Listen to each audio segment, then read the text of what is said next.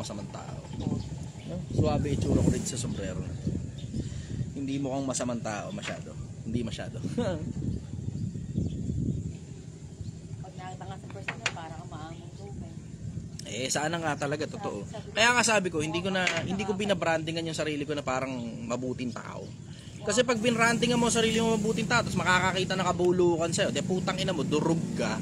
Di ba? Ako diretso, mabuti pa yung mas maigi pa yung totoo na lang ako sa kapwa-tao ko. Na ako, ordinary tao, may diferensya, utak ko paminsan-minsan. Alam mo yung siraulo ko, ganun. Okay na yung branding ako na lang yung sarili ko ng ganun, kaysa yung branding mo sarili mo banal. Tapos pag nakita ka ng mga tao sumisigaw, okay na ganun. Ganyan pala, totoong ugali niyan. Kaya ang sinasabi ko sa kanila, hindi ako matino, upal ako. Diretso na lang, mas gusto ko pa yung mas gusto ko pa yung diretsahan na lang, ayoko nung tak na pa. Alam mo, marami akong illegal na transaction in the past, pero hindi kasama rin yung nagsisinungaling ako. Kaliwaan lang lahat. Hindi ako interesado sa sinungalingan kasi tangina pagka sinungaling ka, puta kapatid ng mamamatay tao yan eh. Ang lalano kapag sinungaling ka, akala ng mga tao parang mababa ang uri ng kasalanan yung kasinungalingan. Hindi, tangina. Unang-unang kasinungalingan si Satanas eh. Kahit ba yung white light? Kahit sinasabi? Magkasama na yun. Magkakasama na yun. Kaya nga tinan mo, kapag halimbawa, di ba may nangungutang sa'yo? May nangungutang sa'yo, sinasabi mo wala kang pera. Ako diretso lang, sinasabi ko, hindi ako nagpapautang. Ito 500. So, mo yan o hindi, sa'yo na yan. Kung babalik pa sa akin, papautahin kita. Kung di mo na babalik, bala ka na, alam ko na magkano presyo mo.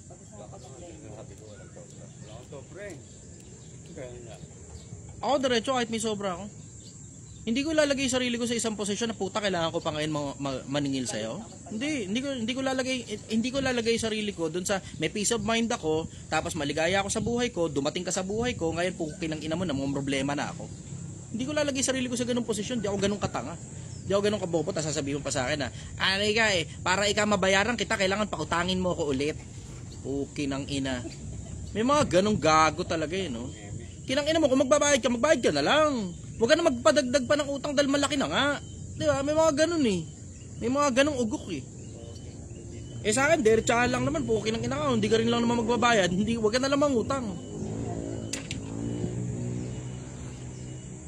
Hindi naman komplikado buhay eh. Tinan mo, kumukomplika lang kapag kakupal yung mga tao. Ano nangyari?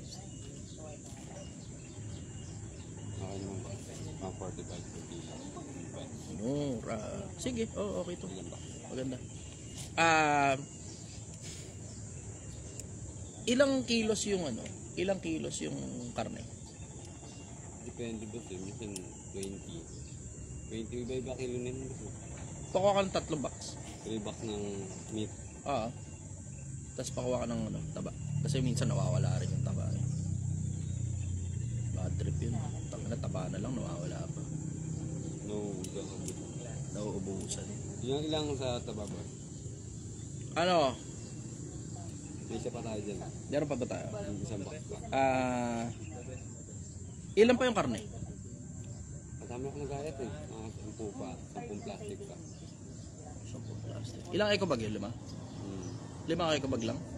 Puta, good for 2 to 3 days lang yun.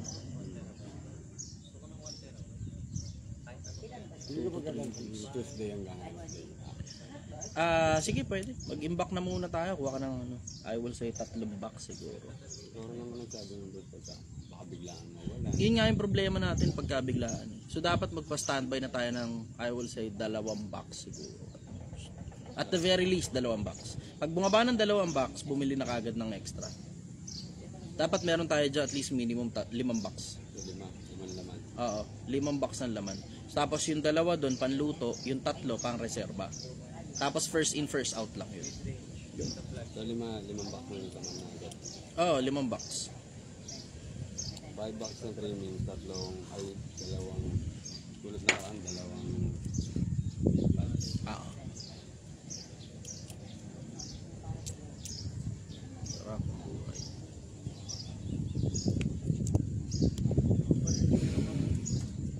trimming, 2.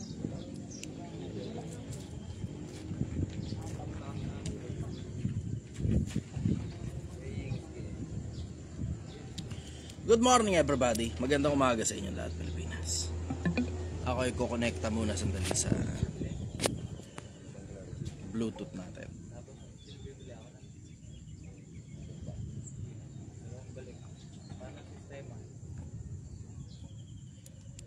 Oy, kumpletuhin niyo yung suot ninyo ha. At nadali si Josh Mojica. Siguraduhin yung walang mabubuta sa violation sa pagmamaneho ninyo. Pitong box yun eh. Ha? Tumahan ko na siya kasi pitong box yun. Pwede, sige. Para isang bagsakan lang. Tapos hindi kailangan po yan. So, bigyan nyo ng ano. Mamaya na pala.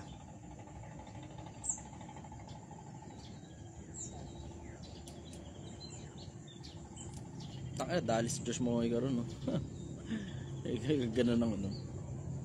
Utang ina niya. Hindi masyadong tinalinuan. Nakakalimutan niyang influencer na siya. Yun ang trouble pagka nakakalimutan mo na influencer ka na. Ikaw yung tinitignan ng mga tao na ano, parang huwaran. Tinitignan ka na parang molde ng iba pang mga tao. Siyempre, hahanapan ka talaga ng butas ng mga naghahatak pababa. Ganun talaga.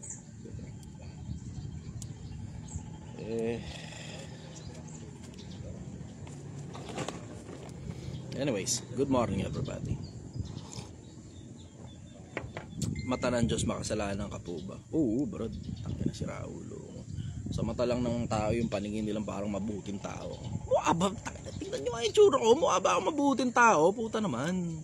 Diba? Mukha ba ako mabuting tao? Ako lang nagpipilit magbagong buhay.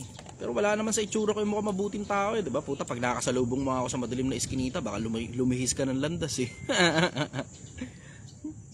Good morning everybody. Ito, Anthony Moquia. O, sige, mga gusto umakyat sa live. Ay, puta, wala. Couldn't add guest daw. Ito yung 4 na square dito sa may bandang gilid. 4 na square. Ayan, dyan yung option para umakyat kayo. Mag-request kayo na umakyat sa live. Magandang umaga sa inyo lahat, Pilipinas. Good morning everybody. Napakasarap ng panahon natin. Maaliwalas. Wala masyadong tirek na araw. Makulimlim. Sana hindi umulan. Pero overall, ang lamig dito, grabe.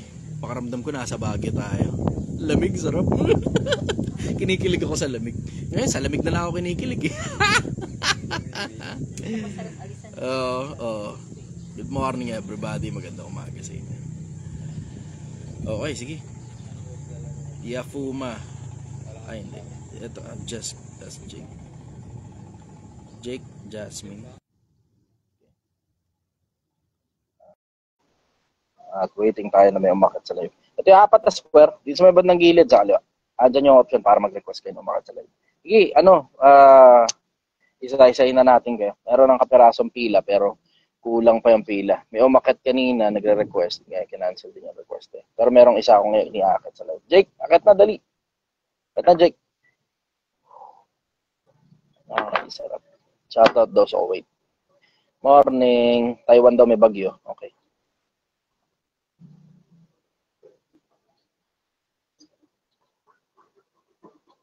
Good morning, Red. Si Red Belyaza. Ito na lang si Red Belyaza. Yakit natin. Red, ito na natin. Baka meron kang listahan ng mga tanong dyan. Magandang umaga sa inyo, Pilipinas. Okay. Sige. Red Belyaza. Yakit natin. Good morning, brother. Brother, good morning. Kamusta sa mga ano natin dyan? Mga manonood? Magandang umaga sa inyo, brother. Taga saan ka uli? Binyan, brother. Madalas tayo nag-uusap dito sa live.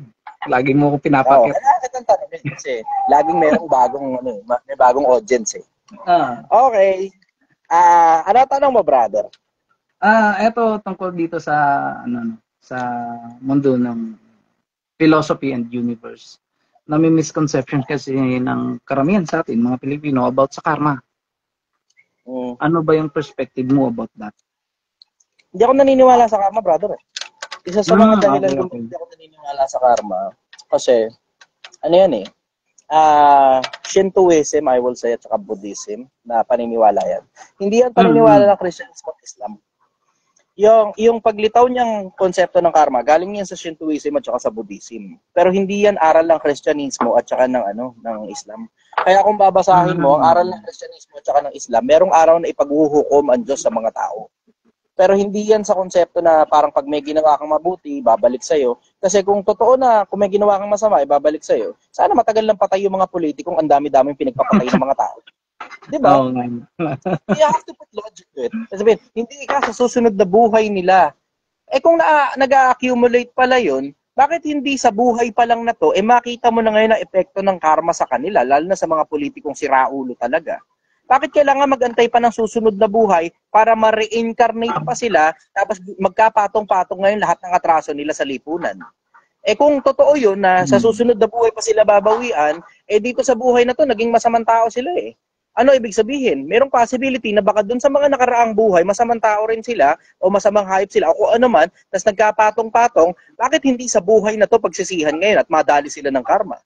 Bakit kailangan magantay pa ng susunod pa na reincarnation at dun pa sila madadali? Tama. Bakit? Tama. You have to ask those questions eh. At valid questions yan. Valid questions yan. Na yung mga bagay na ginagawa mo, kung talagang totoong babalik talaga sa iyo yan, sana matagal nang bumalik. Tingnan mo, ang daming mga mabubuting tao na nabawian ng mga masasama ng lipunan eh. Yung mga tao lang na inuutangan tapos hindi na binabayaran, yun pansinin mo. Yung mga tao inuutangan, hindi binabayaran, sabihin na iba, kaya nga ang karma, pagka may magandang ginawa sa'yo, maganda rin ang babalik sa'yo. Pag may masamang ginawa, pag may masama kang ginawa, masama rin yung babalik sa'yo. Paano mo naman makatawag? Paano ngayon ang dali ng mga taong inuutangan na naghahanap buhay naman ng maayos na hindi binabayaran ng mga umuutang sa kanila? Hindi naman automatic na yung mga yun, alam mo yun, yumaman sila pagkatapos nilang mautangan at hindi binayaran. Kasi yung iba sa kanila, nagpapakamatay dahil inutangan sila tapos di sila binayaran eh. Paano ngayon yun? Diba? Okay? I will go with practicality. Kasi yung mga aral din, ang daming mga ganyang aral sa mundo eh, in general. Ang daming mga aral sa mundo na when you look at the broader perspective and when you look at practicality, hindi nagme-make sense. Sa akin, generally, mas maigi nang maniwala na baka pagdating mo sa kabilang buhay, mayroong paghuhukom, doon ngayon nahat na lahat ng katarantaduhan mo, okay yun, kung gusto mo maniwala sa karma, kung nakakabuting tao yan, para sa'yo, bala ka. Trip mo yan eh, di ba? Sa akin naman, simple yung konsepto na hindi ko kasi nakikita sa reality na yung mga mabubuting tao, ginagantihan ng kabutihan din. At yung mga masasamang tao ginagantihan ng kasamaan din. Kasi merong mga masasamang tao na magagaling umarte na mabuting tao sila. At merong mga mabubuting tao na hindi man sila umaarte na masamang tao sila, ginagawan sila ng katarantaduhan ng mga tao. Kasi nga pinagsasamantalahan yung kabutihan nila. Yun ang mapapansin mo eh. May mga tao, masasamang tao, magaling umarteng mabuting tao sila. Meron namang mga mabubuting tao na pinagsasamantalahan ng mga taong magagaling umarting mabuting tao sila. Yun ang napapansin ko. Halimbawa, katulad sa akin, ito sa social media, kaya nga ayoko ng konsepto ng kasinungalingan eh. Ako diretso sinasabi ko lang sa inyo na masamang tao ako at nagpipilit na ako magbagong buhay. Para malinaw na kagad, maliwanag na kagad. Hindi nung pag nakakita ka sa akin, sisigaw ako sa kung saan man, ganyan pala tunay na ugali. Hindi, ganito talaga tunay na ugali ko. Wala akong pakialam sa harap ng camera o sa likod ng camera, parehas lang ang ugali ko. So hindi para magpanggap ako mabuting tao sa inyo. Kasi ito ang problema mo. Itong itsura na to, itong mukha na ibinigay sa akin, pag tinignan mo ko nakakadugas. Ngumiti lang ako eh, di ba? Ngumiti lang ako na maganda. Ngiti lang na maganda. Ngumiti lang ako na maganda eh. Mukha niya ako mabuting tao eh. Wala akong tattoo sa katawan. Wala akong makikita na kalitaw na tattoo ko. Wala. Wala akong makikita parang butas sa tenga. Wala kang makikita hikaw sa ilong, wala kang makikita kakaibang bagay sa akin bukod dito sa mga singsing na binigay sa akin ng mga importanteng tao sa akin, ng bracelet ko. Pero other than that, wala ka na halos ibang pagkakakilanlan kung anong klaseng tao ako. Tapos magaling din ako na magpakilala sa mga tao. So ngayon, baka akalain mo, magkamali ka ng pagkaunawa, akala mo mabuting tao ako. Kasi morally inclined yung mga sinasabi ko sa social media eh. Pero ako na rin diretso nagsasabi sa inyo, masamang tao ako minsan panahon at nagbabagong buhay lang ako. Hindi kasi ako interesado talaga sa kasinungalingan eh. Yun na isa sa mga bagay na na-enjoy ko sa buhay. Yung kahit gaano kasakit yung mga bagay na sinasabi ko, I stick to the tried and true. Doon lang ako sa totoo. Hindi ako interesado sa kasinungalingan. Tatanong mo, bakit? Minsan panahon ba hindi ka nakapagsinungaling? Nakakapagsinungaling din. Pero I stay away from it as much as possible. I stay away from it. Bakit? Kasi mas nakakatalino kasi yung skill ng pagsisinungaling, napakadali niyan, tangina. Walang challenge sa skill ng pagsisinungaling. Mas madali yung skill ng pagsasabi ng totoo, natatahiin mo yung salita mo sa paraang maiintindihan at saka matatanggap ng tao yung totoo na masakit. Kahit masakit. Yun ako. Mas prefer ko yung bagay na totoo. Pero alam mo, isa sa mga dahilan kung ba't hindi ako naniniwala sa karma, yung mga katarantaduhan lang na ginawa ko sa buhay, hanggang ngayon, hindi ko pa napapagbayaran eh. Hindi mo alam kung gaano ako kagagong tao. Hanggang ngayon, hindi ko pa rin napapagbayaran lahat ng kataruntaduhan ko sa buhay. Ngayon ako nagbabayad habang buhay pa ako kasi ayoko magbayad pagdating ko sa kabilang buhay. Ngayon, pinipilit ko makatulong sa mga tao in the hope na sana nakikita ng Diyos lahat ng ginagawa ko na pinipilit ko talagang maging mabuting tao at pinipilit kong mag-convert papunta sa kung ano man yung ang tawag niya, mabuting tao. Tapos, baka sakaling tulungan nyo rin ako, ipagdasal nyo kaya ako, yun lang naman magagawa nyo sa akin eh, di ba? Kung madadagdagan naman sa akin yung pera, okay lang. Pero kung hindi madadagdagan yung pera, wala man akong pakialam. Kasi okay na ako eh, meron ako sapat para sa sarili ko. Natutunan ko yung konsepto ng pagiging kontento sa lahat ng bagay na meron ako. Pati sa pangarap na meron din ako. Isa sa mga dahilan kung ba't hindi ako naniniwala sa karma, kasi buhay pa rin ako hanggang ngayon. Buhay pa rin ako hanggang ngayon. Kung nakilala mo na ako bago ako lumitaw sa social media, you will understand, magtataka ka ba't buhay pa ako. Yan naman Hindi pa sabi ko. nasingil, ano? Hindi pa nasisingil, brother. Kaya natatakot ako sa kabilang buhay eh. Yun ang pinakamalaking takot ko eh. Tatanungin mo, ano pinakamalaking takot ko, Chester? Yung pinakamalaking takot ko, yung kabilang buhay, baka hindi pa pala ako sapat dun. Oo, nagmamadali ako pumunta sa kabilang buhay. Pag sapat na ako, kaya nga hindi ako nagpapakamatay eh. Kasi ba yun, hindi ako nagpapakamatay. Hindi naman ako depressed. Wala akong gano'n. Wala akong anxiety, depression. Wala akong ganyan eh. Kasi hindi na importante sa akin yung mga bagay na nakaraan. Ang importante sa akin yung bagay na ngayon at saka yung bagay na hinaharap. Lahat ng ginawa ko noong nakaraan, tapos na yan, wala lang akong magagawa dyan. Pero yung mga bagay na ngayon at saka yung hinaharap, yan ang matatrabaho ko pa eh. O ano ibig sabihin ngayon? Wala akong anxiety, wala akong depression. Sigurado ako ron, hindi ako nagpapacheck sa doktor, pero sigurado ako ron. Kasi wala naman ako nararamdaman na matinding kalungkutan na hindi na ako nakakakilos. At puro yun na lang ang iniisip ko. Wala akong ganun eh. Wala akong ganun. Wala rin ako matinding kaba para sa kinabukasan. Ang meron ako, takot na baka mamatay ako, tapos hindi pa pala ako sapat sa kabilang buhay. So, yun, ang ginagawa ko ngayon, I'm trying to offend as many bad people as possible so I can get killed as soon as possible sa mga bagay na tama na pinaniniwalaan ko. Kasi meron akong ganung paniwala eh, na kapag meron kang tamang ginagawa at pinatay ka ng tao dahil sa tamang ginagawa mo, may pag-asa ka sa kabilang buhay. Meron akong ganung paniwala. Ngayon, hindi naman sinasabi ko sa inyong gawin nyo parehas ng paniniwala ko kasi kayo may anak, may asawa, may pamilya. Wala akong ganun eh. Wala akong ganun. So, isa sa mga dahilan kung ba't hindi ako naniniwala sa karma, putang ina, buhay pa ako. Gets mo yun? Walang practicality yung karma eh. Ang may practicality, may paghuhukom sa kabilang buhay. Baka yun ang mas may practicality.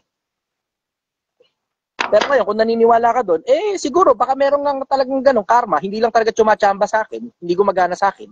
Hindi ko alam. Baka exception to the rule ako. Hindi ko alam. Ewan ko. Kasi golden rule din yan eh. Do unto others what you want others to do unto you. Do not do to others what you don't want others to do unto you. Pero pag nagbabasa naman ako ng mga lumang libro, wala akong mabasa niyang karma sa Biblia at saka sa Quran. Ang nababasa ko yan sa Vedas at saka sa mga libro ni Buddha. Yun ang nakikita ko. Meron niya ako isang debate niyan, tingnan niyo sa YouTube. Meron ako isang debate niyan tungkol sa karma. Ayun, overall, bahala na lang kayo mag-decide kung sinong nanalo dun sa debate.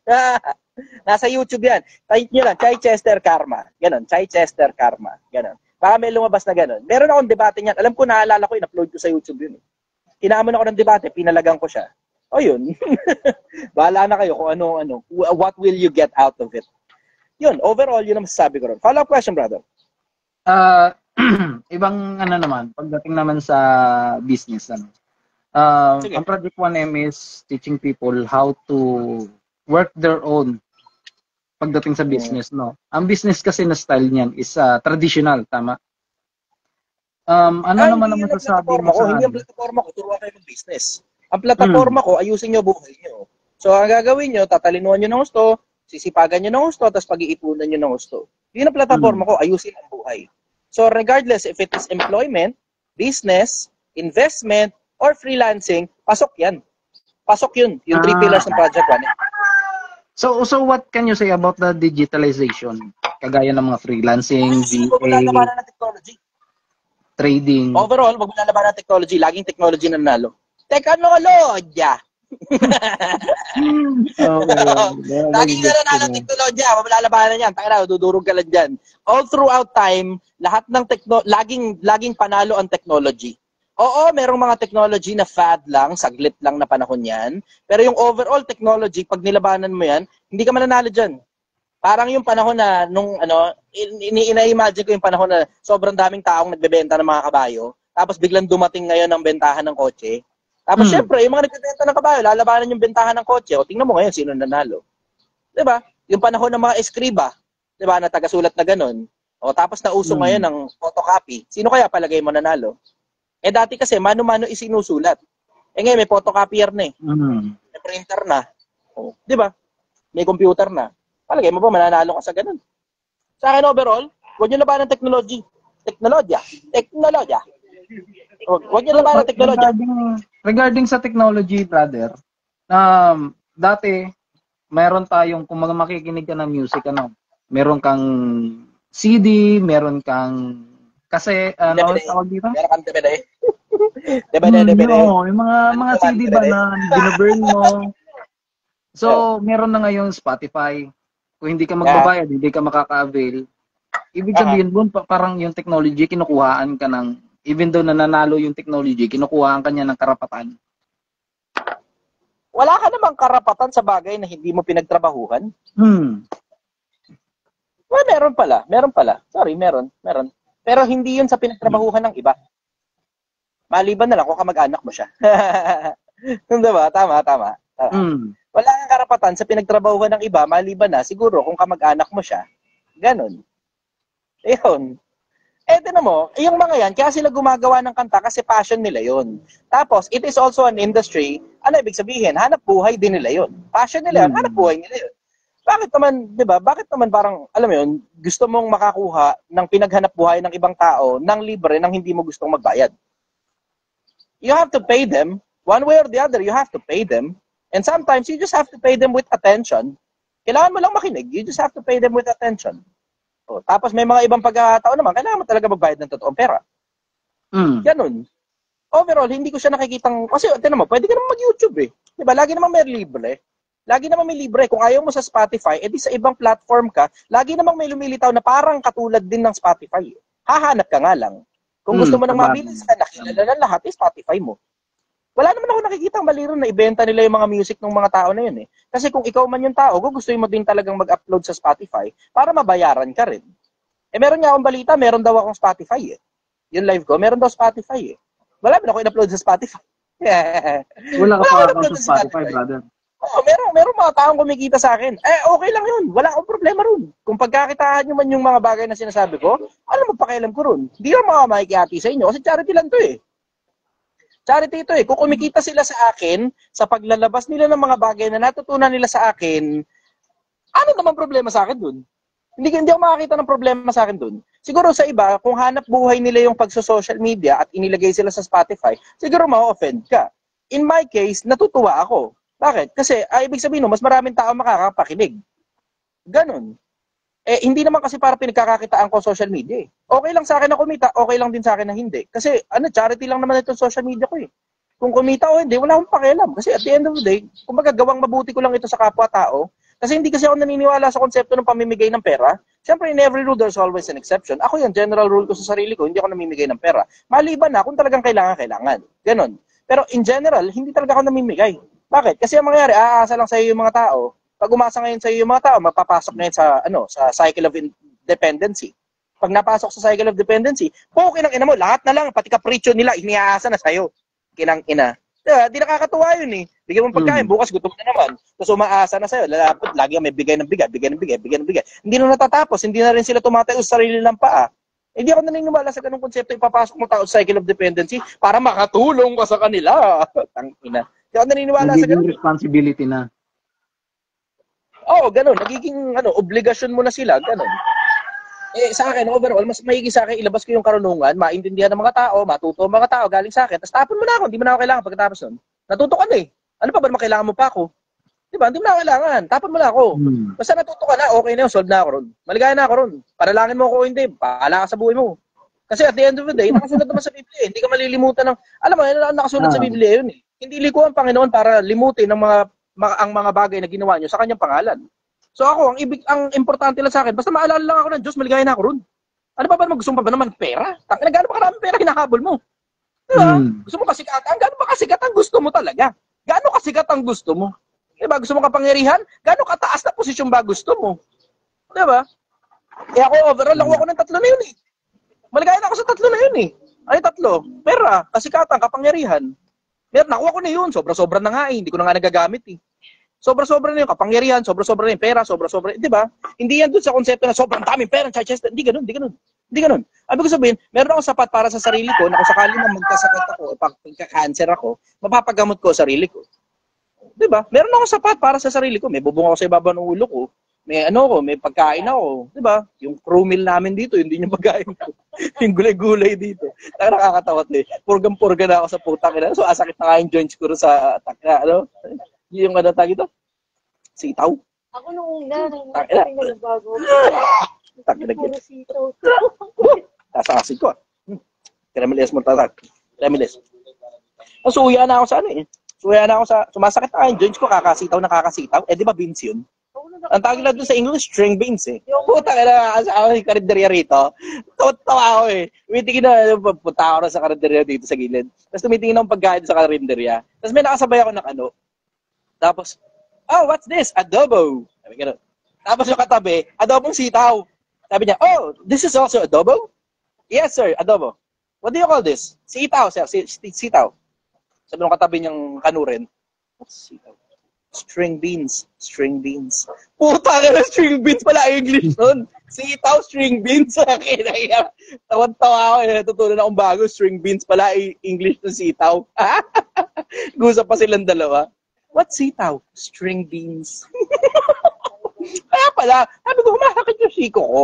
Kaya mga ganun ako, masakit yung siko ko. Hindi naman sa paa. Tapos siya na-realize, ay putang ina mo, sitaw tayo ng sitaw, adobo sitaw araw-araw. Yung sitaw kasi pinakamahal na gulay by far eh. Dito sa sa Project Wallen. Ano ba mas mahal? Yung sitaw o yung labanos? Regard sitaw o labanos? Mas mahal. Tingnan ba, magkano kilo ng sitaw, magkano kilo ng labanos?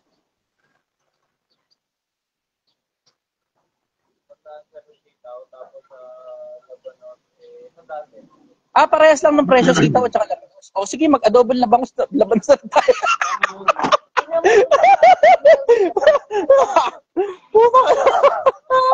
Adobo labanos.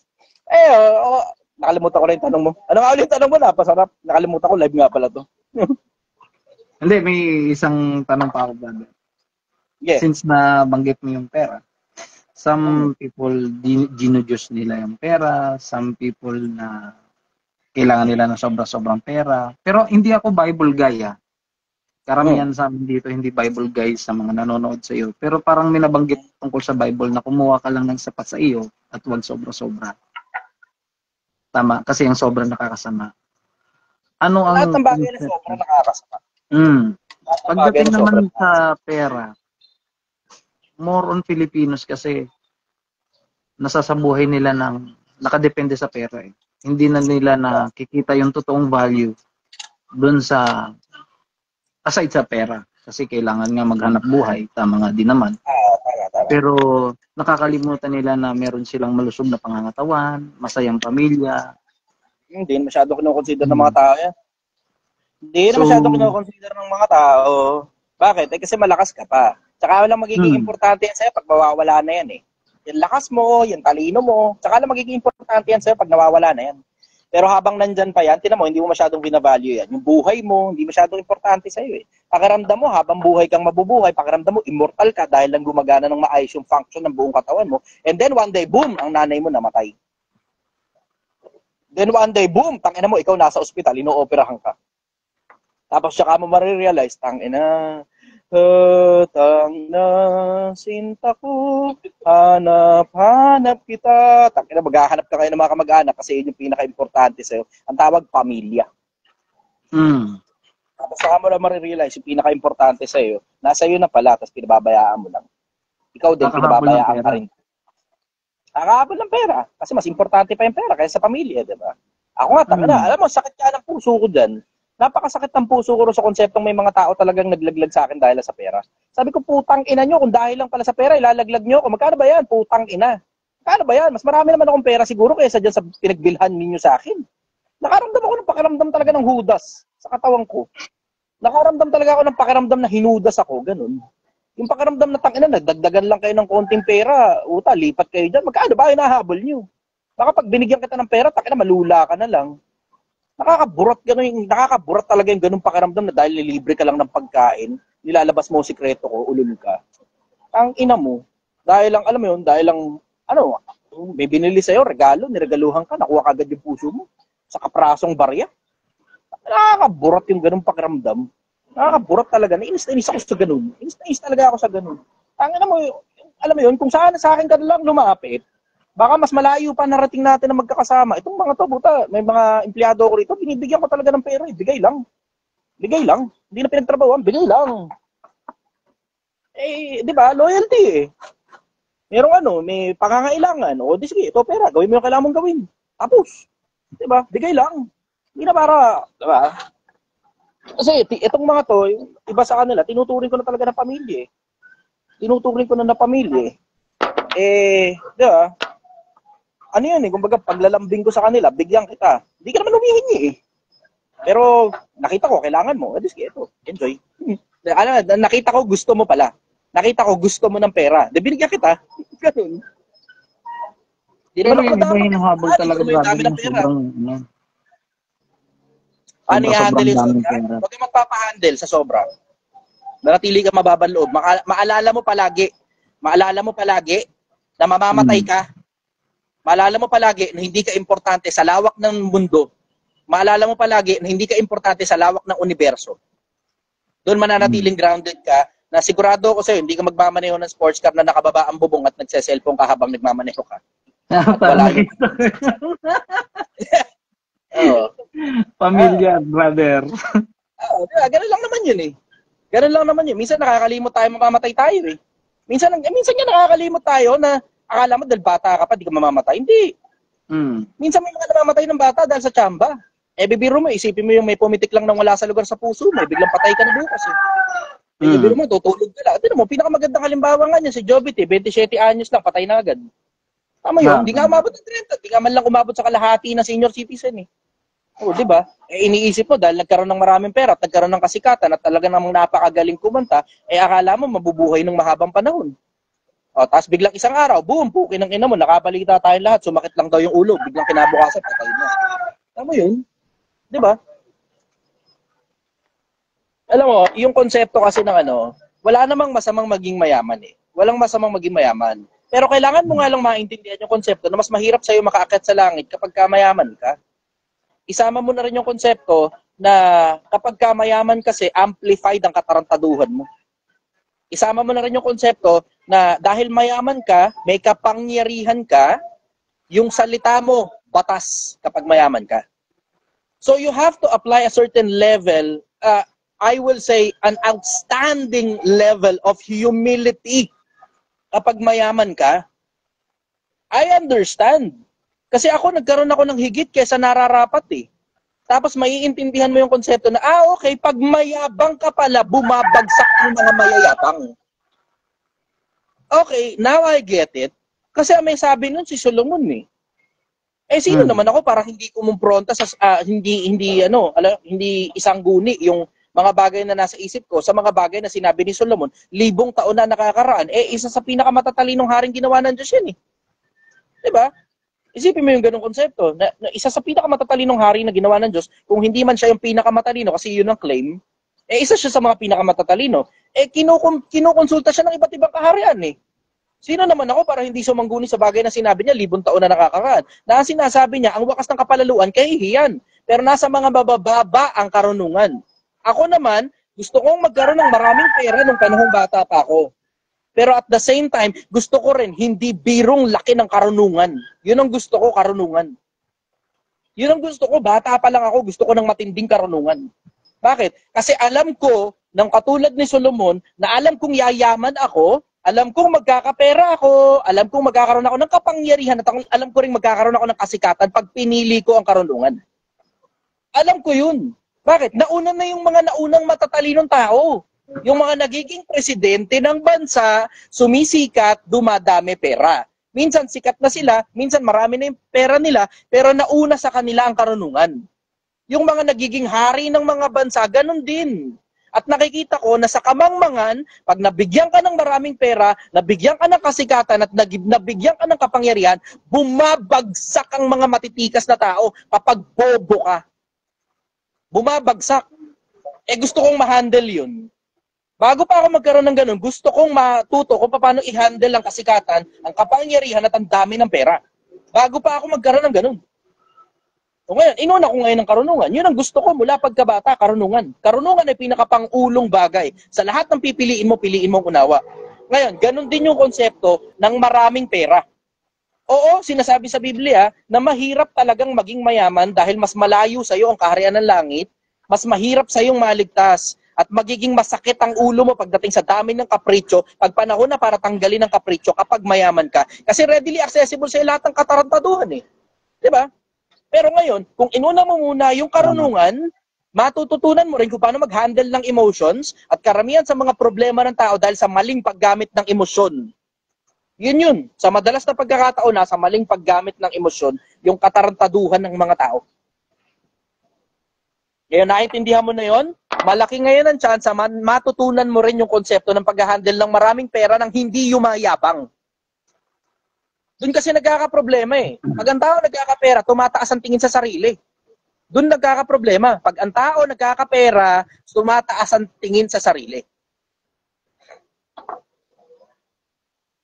Ngayon, sa ganung anggulo, makikita mo ngayon na mayroong mga minsang panahong mga mayayamang mga tao, katulad ng yung mga nangangalakal ng kayong kulay ube na mga binabanggit ni Pablo, nangangalakal ng kayong kulay ube.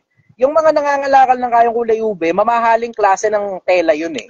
Alam mong puro mga mayayaman lang ang nakakabili nun eh. Pag ikaw ang supplier nun, mayamang ka. Supplier ka ng kayong kulay ube, mayamang ka. O, ano ngayon na ibig sabihin? Hindi masamang maging mayaman dahil may mga naunang mga miyembro nung naunang religion nila, magkakasama sila nila Kristo, mayayaman. Yung mga gerang sinalangan ni Propeta Muhammad, pinondohan ng mga mayayaman tao yun eh. Paano ka namang, di ba, paano ka sasalang ng gera? Dala-dala mo, puro bato? Ano, babatuin mo lang mga kalaban mo, tapos ang dala-dala nila sa'yo, mga malalaking armas? Di ba? May mga nakasama yung mga naunang propeta na mga mayayaman tao. Hindi bawal maging mayaman. Bakit? Kasi ang nakasulat, sabi ni Samuel, ang Panginoon ang nagpapataas. Ang Panginoon rin naman ang nagpapababa. Ang Panginoon ang nagpapayaman at ang Panginoon din ang nagpapadukha. Di ba? Nakasulat sa Biblia yun eh. Nakasulat sa Biblia yun eh. Tinan mo, ito sinasabi ko sa inyo. Yan kasing yung pagkakaroon ng opinion, sobrang importante na ang mga tao merong sariling opinion. Pero sobrang importante din na dapat meron kang control sa opinion mo. Tinan mo, katulad ito, sabi ni Bruno TV, puro kahambugan to. Alin dun sa mga yun, yung kahambugan ko? Diba, madaling mag-conclude ng ganyan, mahirap patunayan yan. Yan ang sinasabi ko sa inyo. Sabi ko nga, paulit-ulit eh, pag bobo ka pa, manahimik ka muna. Itong isa, sabi, shabu pa. Diba? Mga gawain nyo, pinapasa nyo sa akin eh, diba? Mga gawain nyo eh. Yan yung mga klase ng mga tao na hindi kayang humarap sa'yo ng mukhaan. Hindi rin kayang umakyat sa'yo ng live para sabihin sa'yo diretso sa mukha mo yung mga pinagsasabi nila. Mga bobong tao eh. Hirap kasi sa inyo, hindi nyo pinipili karunungan eh. Kaya pare-parehas tuloy kayo nung nagbibideo na habang nagmamaneho eh. Isang tambak kayo eh. Sayang to si Josh eh. Sayang. May potential pa naman. Napakalaki ng potential na unahan ng kayabangan. Sabagay, magbabago pa naman yan. Kasi in fairness naman talagang, lahat naman tayo, kahit naman ako, dumaan din ako sa ganyan. Pag panahong bata pa ako, mayabang din ako bata ako. Darating din yung boss, yung realization. Follow-up question, brother. Karamihan dito sa Pilipinas, no? Middle class and lower middle.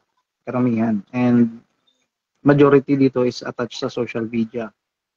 Paano masisik ng mga taong middle class at lower middle ng self-contentment kasi sa mga nakikita nila sa social media, yung mga naging klase nila, mayaman na. Tanggalin mo yung alam mo, pagka busy ka para trabahuhin yung sarili mong buhay, wala ka ng oras para tignan pa yung ginagawa ng iba. Hindi ka pa masyadong busy no kapag may oras ka para tumingin social media para tignan yung ginagawa ng mga iba na inggitin yung sarili mo sa yaman ng iba. Kung makakalimutan, there's such a thing as selective posting. Selective posting. Pag ako nag-execute yung selective posting, marami-rami ako maipopost.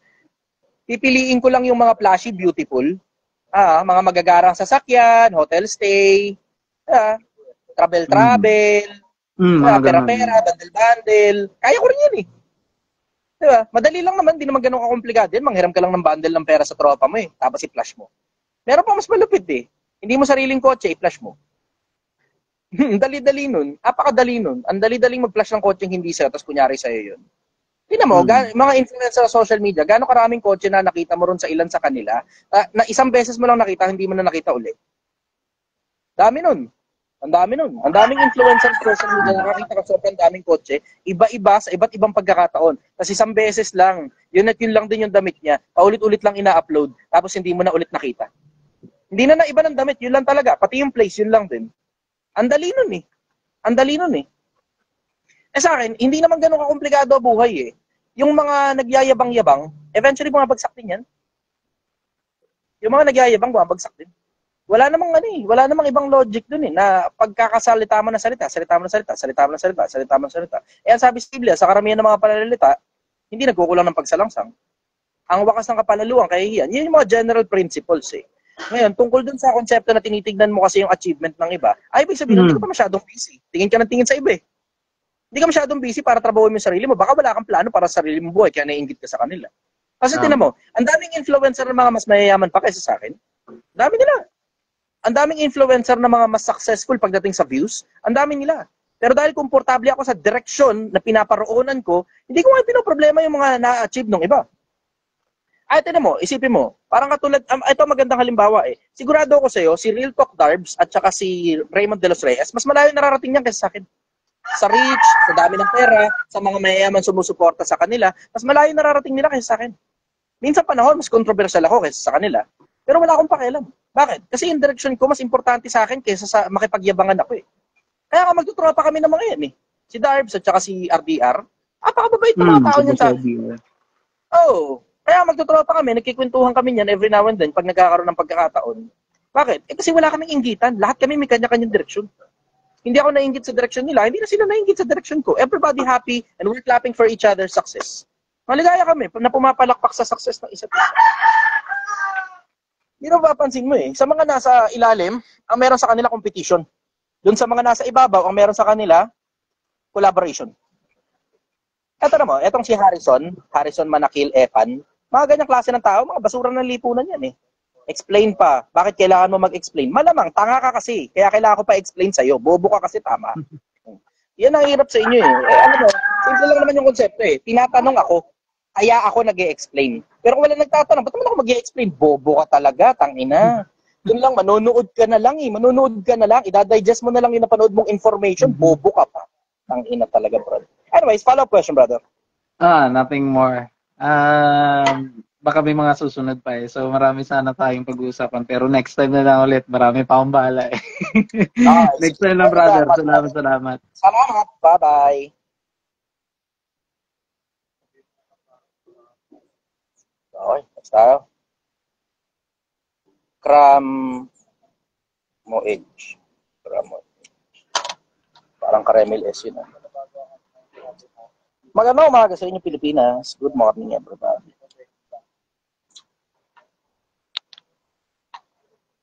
Tapos ngayon, bibira ka ngayon sa akin, sabi mo iyakin. Bobo ka lang talaga, Harrison. Ganun lang yun. Hindi mo na kailangan aminin pa. Kitang-kita naman eh, di ba? Babanata mo ko bakit ako nag-e-explain. Malamang may nagtatanong na tao.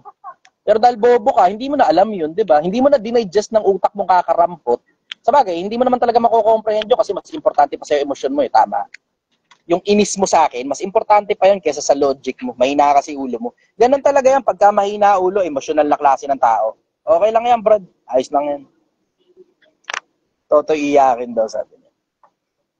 Alam mo, bago mo ko birahan, gumawa ka mo ng pangalan, Harrison. Gawa ka mo ng pangalan. Pag kilala ka na, tsaka mo ko banatan.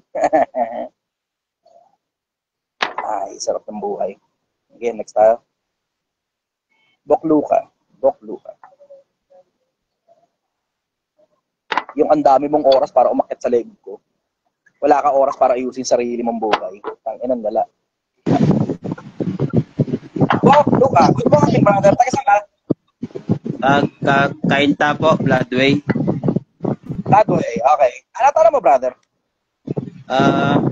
Sa ano po yung sa kasalat sa ipon, ano ang... Medyo malakas yung hangin dyan. Naka-electric fan ka ba? Hindi kita maintindihan. Opo, ayun. Usog ka muna ng konti. Alis ka muna sa electric fan. Yun. Opo, yung tanong ko po, ano po ang unahin ko? Yung kasal po, yung ipon. Mauna muna dapat ang ipon bago ka nagjowa. Ayun Tama. nga po, sir. Napaga po kasi ako. Ano, eh. Wala na, napasalang ka Napaga na po. dyan. Una mo na ipon Hmm. bago kasal. Una mo na ipon bago kasal. Maliban na lang kung may anak na kayo. Alam mo, totoo, hindi naman Meron talaga po. kamahalan ng kasal eh. Ayan, kung may anak na kayo, di pa kasal na. Hindi naman kamahalan ng kasal, brother. Kahit talagang 5,000, pwede na yun eh. Uusad na yung alaga na yun, mga 5,000, 10,000 lang. Hindi masyadong kamahalan yan, brother. Baka abutin ka mga 2 buwan lang dyan, mahaba na 3 buwan para makapag-ipon ng 10,000. Ano lang naman eh, ang mga kailangan mo lang dyan, mga dokumento. Tapos punta ka ng munisipyo, tanong nyo doon, ano po mga dokumento kailangan namin para makapagpakasal. Tapos doon na mismo yun. Tapos i-schedule na kayo. Hindi kamahalan yan, brother. Hindi kamahalan. Yun ang sagot ko ron. Hindi kamahalan ng pagpapakasal. Eh sabihin kailan parang magpapakain pa kayo kung sino-sino. Brother, hindi. Kultura na lang yung pagpapakain. Pero hindi mandatory yun. Pwede kayong magpakasal nang mag-date na lang kayo at alam mo yun, mamasyal kayo sa kung saan man, na kayong dalawa lang, tapos kasal kayo. Hindi mandatory na kailangan papakainin mo pa kung sino-sino. Yung pag-iimbita ng sobrang daming tao, kultura na lang yan. Pero hindi kailangan in grande, brother. Hindi kailangan in grande. Kultura na Yes lang po, yan. yes. Pwedeng parang dalawa lang yata yung saksi ninyo eh. Pwede yun, 2 piraso lang yung saksi ninyo, ganun. Tapos, alam mo, ang importante, brother, yung performance ninyo sa isa't isa. Paano ka makisama bilang asawa, bilang lalaki, diba? Yun ang importante, hindi yung kasalang in grande. Yung kasalan, goods yan, ayos, magpakasal. Pero hindi kailangan in grande kasi ang ginagawa ng iba, para lang, alam mo yun, delay yung kasal hanggang sa magkasawaan na lang silang dalawa, hanggang maghiwalay na lang. Hindi nagme-make sense yun eh. Mas nagme-make sense pa yung magpakasal kayo ng mura. Tapos kung gusto nyo yung granding kasalan, o di pag lumaman na lang, ulitin nyo yung kasal, pwede naman yun eh. Hindi ko alam kung alam ninyo yun, pero pwede pong ulitin ang kasal. Ang tawag doon, ano tawag doon? Yung renewal of vows. Renewal of vows. Yan ang tawag doon. Inuulit ang kasal. Oo, pwede pong ulitin ang kasal. Kung seremonya lang naman ang gusto niyo, tapos gusto niyo magparang engrande, pwede. Pwede, later part. Tapos pakasal muna kayo sa umpisa kasi nagmamahalan naman kayo, tapos may anak na kayo, di ba? Okay na yan, solve na yan, brother. Kahit talagang 5,000, 10,000, pwede na yan. Kasi magkasama naman na yata kayo sa bahay, di ba? Yes po, yes po. Kaso siyempre, Ayun, parang nararamdaman ko lang din. Huwag mo nang ingrandehin. Ako, dediretso ako sa'yo, brother. Ngayong wala kang ipon, ang sagot ko sa'yo, dahil magkasama na kayo sa bahay at may anak na kayo, huwag mo nang ingrandehin. Huwag mo nang ingrandehin.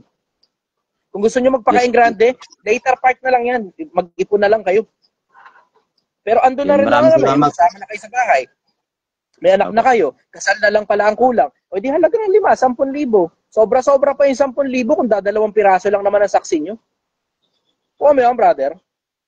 Yes po, yes po. Maraming salamat po, Boss Chay. Bago lang po ako nagpaanong sa'yo na nakikinig, pero marami akong natututunan. Salamat, brother. Baka may follow-up question ka. Go. Sa sunod naman po, medyo kinakabahan pa. Maraming salamat po. Thank you, brother. Bye-bye. Thank you po. Puta, pag ganun-ganon lang, hindi pa ako nag-iinit sa upuan ko. 39 minutes na pala. 40 minutes na ako rito sa YouTube. Kaya pala sabi ko, naiihi ako. Legit, naiihi talaga ako. Oo, sarap ng panahon. Sobrang lamig nga ng panahon, naiihi ako eh. Raymond Cervantes.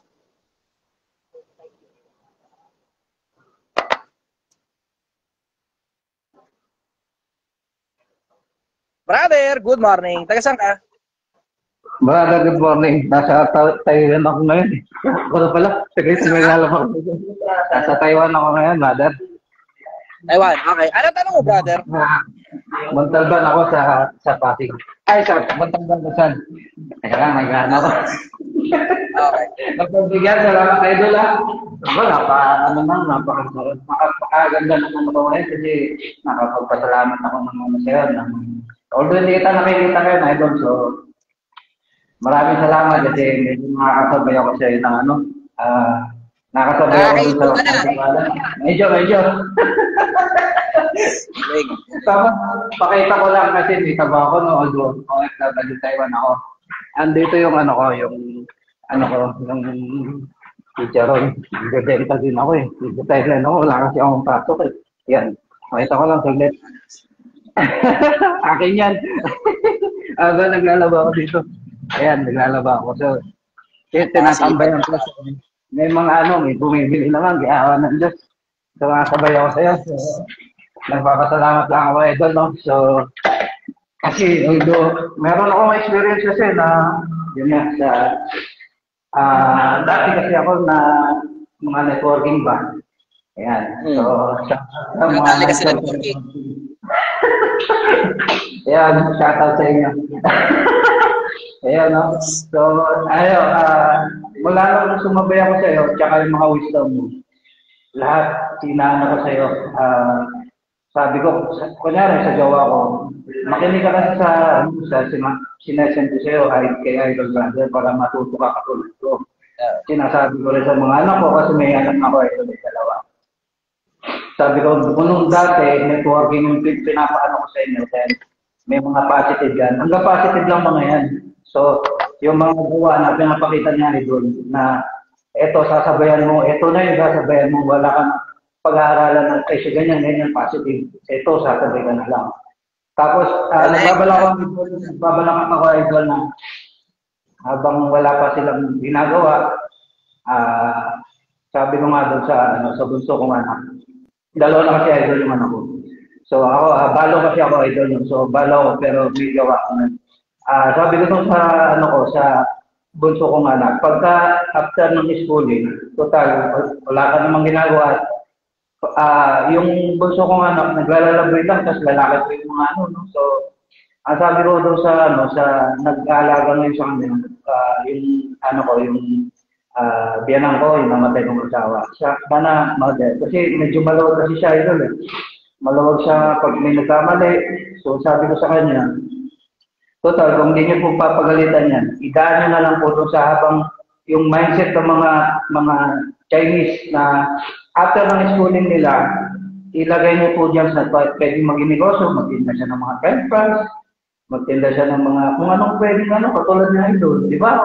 Ititinda rin naman siya. Yung mindset niya, habang bata siya, hindi ako naglalaboy. Yung mindset ko, ito pala yung mindset ng mga sinasabi niya dati na Chinese.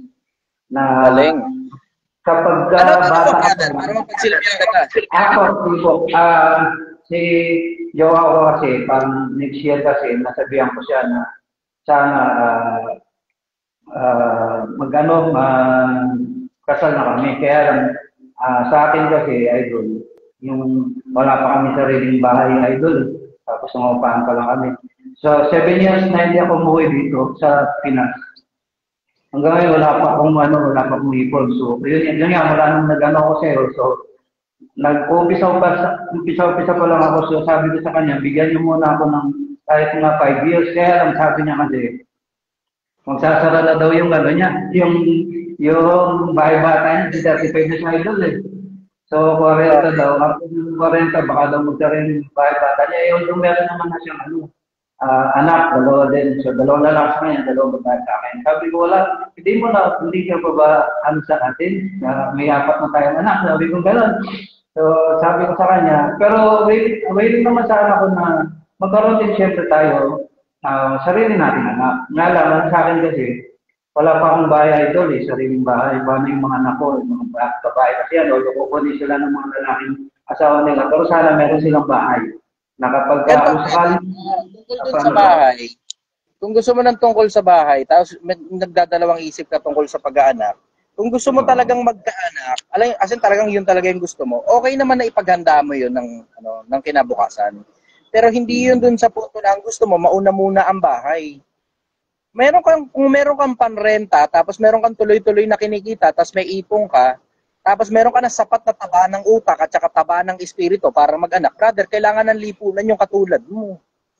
Kailangan ka ng lipunan. Kasi mga basura yung nakikita mo ngayon sa lipunan eh. Kung di mo napapansin, may mga basta na lang nag-aanak ng walang bahay, literal, sa tabi lang talaga sila ng karsada.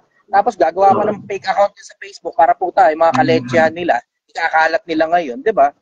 Ayan, di mo, katulad ng mga nagsasabi dito, yung Gino Pogi kanina, shabu pa, di ba? Tapos magkano score mo, boss? Mga ganyan klase ng tao, produkto yun ng mga basurang magulang eh. Eh ikaw hindi ka naman basurang magulang kasi pinipili kong pagandaan yung kinabukasan. Ngayon ang mangyayari doon, pwedeng nagre-renta kayo, tapos mura lang naman yung renta sa umpisa, tapos ang pinaka-bottom line, no, may trabaho ka na tuloy-tuloy na kumikita, maayos yung mindset mo, maayos ang emotions mo, maayos ang intellectuals mo, tas alam mong pausad ka, o di kahit pa paano, dun pa lang sa punto na yun, brother, makakapag-anak ka na eh. Kasi kailangan ka na ng Pilipinas. Kailangan ng Pilipinas ng mga taong katulad mong nag-iisip ng kinabukasan at hindi puta, kantot lang ng kantot, tira lang ng tira, tapos alsa bahala na kayo kung ano mangyari sa kanya. Idol, meron siya ng bahay sa Palawan. So, ang gusto niya mangyari, pumunta kami ng anak ko doon na babae na, kasi although yung panganay kong next year kasi graduate na siya. So, sabi ko sa kanya, kaya mo naman siguro, ano mo kasi gagawa ka na rin ng pera eh. So, yung problema ko na lang yung kapatid ng bunso. So, sinabi ko na sa kanila na balak namin sana next year, magpakasal na, tapos sa Palawan kami, titira doon sa bahay ng babae. Kung ginaano ko lang kasi, hindi ba masama yung kasi, dapat lalaki siya eh. Dapat ikaw yung may meron kang bahay sarili. Alam mo, brother, ganito, pwedeng umupa. Tapos paalala ko lang sa inyo, hindi requirement na dahil may bahay, kung saan nandun yung bahay, doon mo na kayo ititira pamilya mo. Pwede mong ibenta yung bahay niya yun. Kung halimbawa, sa'yo yun, o kung kanya yun, pwede niya ibenta yun. Choice niya, kung gusto niya ibenta, tapos bumili kayo ng bahay sa ibang lugar, pwede rin naman kayong kumupa, tapos paupahan niyo yung bahay niyo para cancel out yung upa ninyo. Pero isa sa mga pinakamalaki sakit ng ulo, kapag halimbawa, ikaw lalaki ka, nakatira sa pitan ng babae, napunta matuyuan niya, palalayasin ka. Ito, worse niya, nakatira kayo, malapit sa magulang. Pinakikialawan kayo ngayon. Kasama yung magulang niya ron eh. Oh, pwede naman umupa, brother. Ulitin ko, pwedeng umupa. Tapos yung bahay sa Palawan, pwedeng paupahan nyo para nakaka-cancel out yung upa ninyo. Ayun.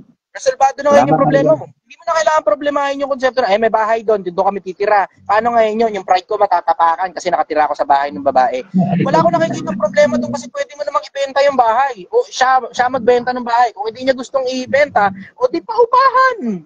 Paupahan yung bahay para pag nagrenta kayo, o di sa'yo ngayon yung lugar kasi ikaw ang nagre-renta doon sa lugar, cancel out ngayon yung upa kasi yung renta ron sa kapila na sariling bahay, ibinabayad dito sa ngayon sa inuupahan. Wala akong nakikita problema ron. Tama yun. Salamat tayo doon. Hindi ka sigurado na baka kasi sumbatan ka ng babae paglipas ng panahon. Pero may mga babae, mapait na babae naman eh. Pag nakatira ka dun sa kanila, wala namang masyadong maraming sumbat. As long as nagagawa mo yung responsibilidad mo, kasi ang babae naman, Brad, diretsahan, hindi ka naman rin susumbatan kung nagagawa mo parte mo bilang lalaki, di ba?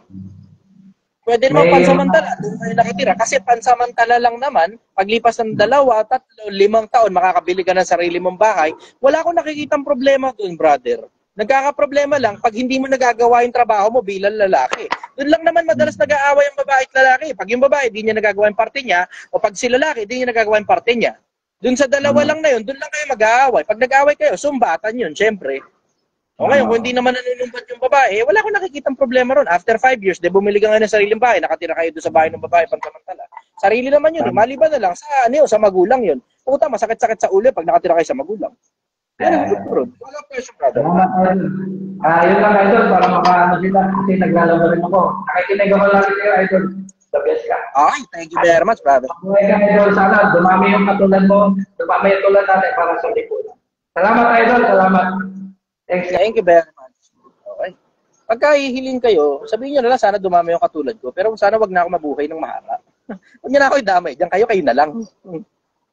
Solve na ako rito eh. Sarap-sarap na ng buhay ko masyado. Gusto ko na makita yung kabila eh. Ha? Oh, hindi na tayo kumakain ng pansit eh. Hindi na. Haba-haba pa buhay. Hindi na. Okay na ako. Solve na ako rito. Mapi, good morning. Taga saan ka? Taga Nueva Ecija po, boss. Nueva Ecija. Okay. Ano tanong mo? A question ko, boss, when measuring the value of a man and a woman, society-wise, boss, magkaiba ba ang pamantayan at ano yung difference? Ulit-ulit, sorry, lumutang yung ano ko. Kasi meron dito isa parang sobrang importante yata eh. Sabi ni Eduardo Galas, pre, paakyat na please, sandali. I need your advice. Isusunod ko to sa'yo. Unahin mo na kita. Mukhang sunod-sunod lang. Sige, go. Tuloy mo sa'yo. Ulitin mo ulit. Ayun, boss, when measuring the value of a man and a woman sa society, magkaiba ba yun at ano yung difference? Parehas lang. Parehas lang. Resulta pinagbabasihan magkabilang panig. Parehas lang. Magkaiba lang naman dun sa ano ba dapat ang ginagawa ng isang babae, ano rin dapat ang ginagawa ng isang lalaki. Pero ang pinaka-bottom line lang naman, ang value niya, nasa resulta. Ang ganda mo ng babae, di ba? Tapos wala ka naman resulta, di ka marunong maglaba, maglinis, magluto, di ka marunong maghanap buhay. Wala kang alam gawin. Ang alam mo lang maging maganda, wala nang iba. Okay lang siguro yun kung model ka, ang trabaho mo talaga maging maganda. Pero di mo naman pinagkakakitaan yung kagandahan mo, tapos tamad ka pa, puki ng ina. Ano ngayon, ang pakinabang sa kagandahan yan, walang kakwenta-kwenta. Di ba?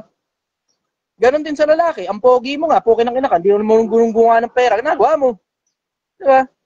Marumpit nun, marunong kang gumawa ng pera, minimum ka, pero ang bobo mo naman, tangina, may nag-aaway ng asawa mo dahil di ka makaramdam, kinang-ina ka. Di ba? Ganun. Sa akin, ang bottom line, simple. Ang paghatol ng society, nakadepende sa resulta. Resulta ang pinagbabasihan. Lahat tayo may kanya-kanya scorecard sa ulo natin. Yung mga scorecard na yun, doon nagbabase kayo ng mga tao kung ano score mo, in general. Yun ang masasabi ko. Follow-up questions, Star.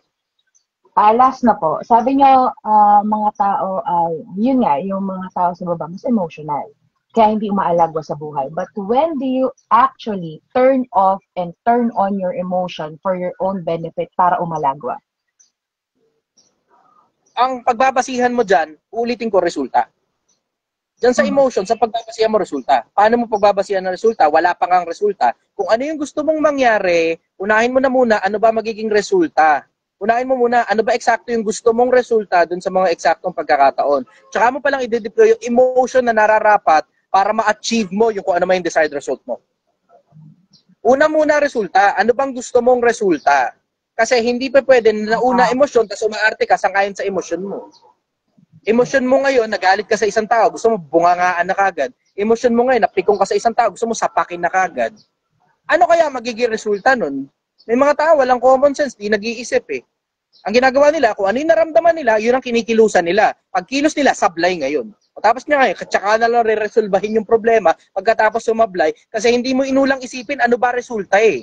Ano ba resulta? Anong gusto mong resulta sa bawat pagkakataon at sa bawat sitwasyon?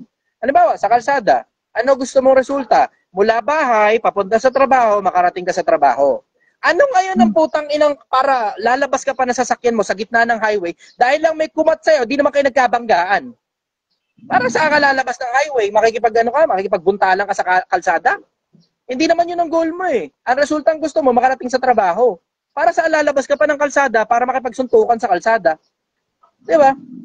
Tingnan mo, may bago na naman nga eh, di ba? Then nagkotse-kotse, overload, tawag ito, top down. O tapos nag-cellphone, nag-video-video. Diba? Ano ba kailangan mo? Ang kailangan mo, makapagyabang sa social media. Kung gusto mo makapagyabang, hindi kasi parte ng marketing yan. In case hindi nyo alam, parte ng marketing yan makapagyabang. O ngayon, ano gusto mo? Makapagyabang sa social media. Talinuhan mo naman, kumuha ka naman ng videographer sa gilid mo. Kahit jowa mo na lang. Like, regular naman kayo magkasama eh. Diba? Siya na lang mag-video para sa'yo. O di ngayon, natutukan pa ngayon yung kabuuan ng sasakyan. Hindi ngayon nakikita na umaalis yung paningin mo sa kalsada habang lumilingon ka sa cellphone mo tapos nagmamaneho ka. Diba? Kasi hindi naman parte yan ng mismong plano mo. Ang plano mo, gusto mo lang makapagyabang. Makarating ka from point A to point B in style. Diba? Ito problema, hindi pinalinuhan. Naging emosyonal. Ano ngayon na nangyari? Sa pagiging emosyonal, ang gusto mo, diretso, makapagyabang ka ng diretso, ayan ngayon na naging epekto. Diba? Kaya nagkakadepekto. Kasi hindi mo na iniisip kung anong epekto. Kaya ang ingat kayo sa paggamit ng epekto. Yan ang sabi ko. Diba? Ganun lang naman kasimple yun eh. Hindi ganun kakomplikado. Unahin mo muna yung gusto mong resulta. Tsaka mo isipin kung anong emosyon ang dapat mong kabit para makapunta ka ron sa resulta. Ganun. Kuha mo? Yes, boss. Thank you. Liwanagan na ako sa dapat mong gawin. That's it, boss. Thank you. Bye. Sige, bye-bye. Thank you very much. Okay. Next tayo, ilagay na natin kasi ano.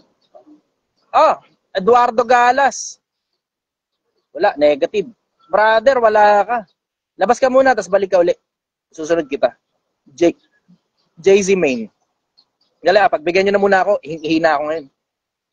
Yung mga gusto umakyat sa live, ayan, sakto, wala na nakapila. Ito, yung mga gusto umakyat sa live, ito yung 4 na square, andito sa gilid yon.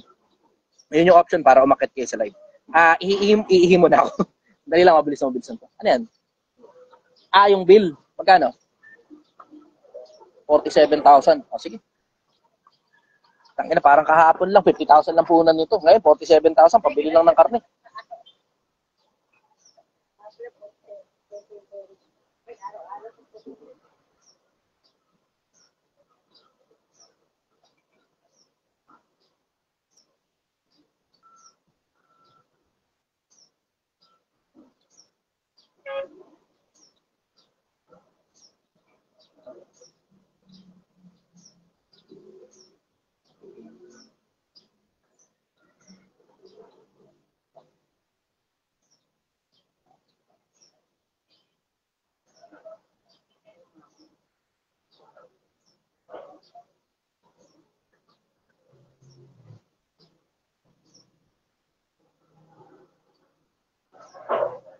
Napakasarap. Ang sarap ng buhay. Napakasarap ng buhay. Ang sarap umihi sa bangin, ano?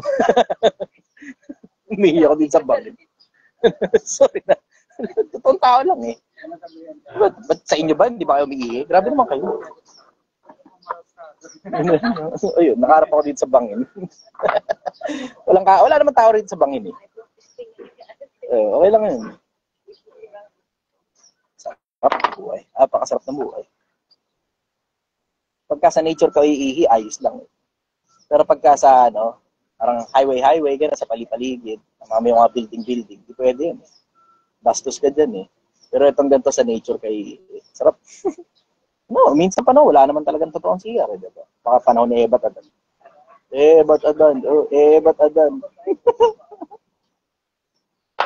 Anyways, biglang dumami ngayon yung gusto umakyat sa live. 7 na agad yung nakapila, ang dami.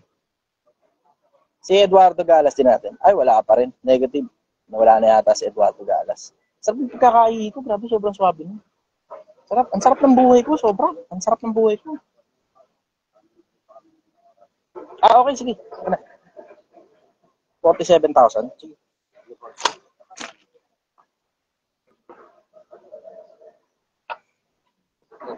$47,264. Sige, habang nag-aakit tayo ng sa live, bibilang muna ako ng pera. Bad trip.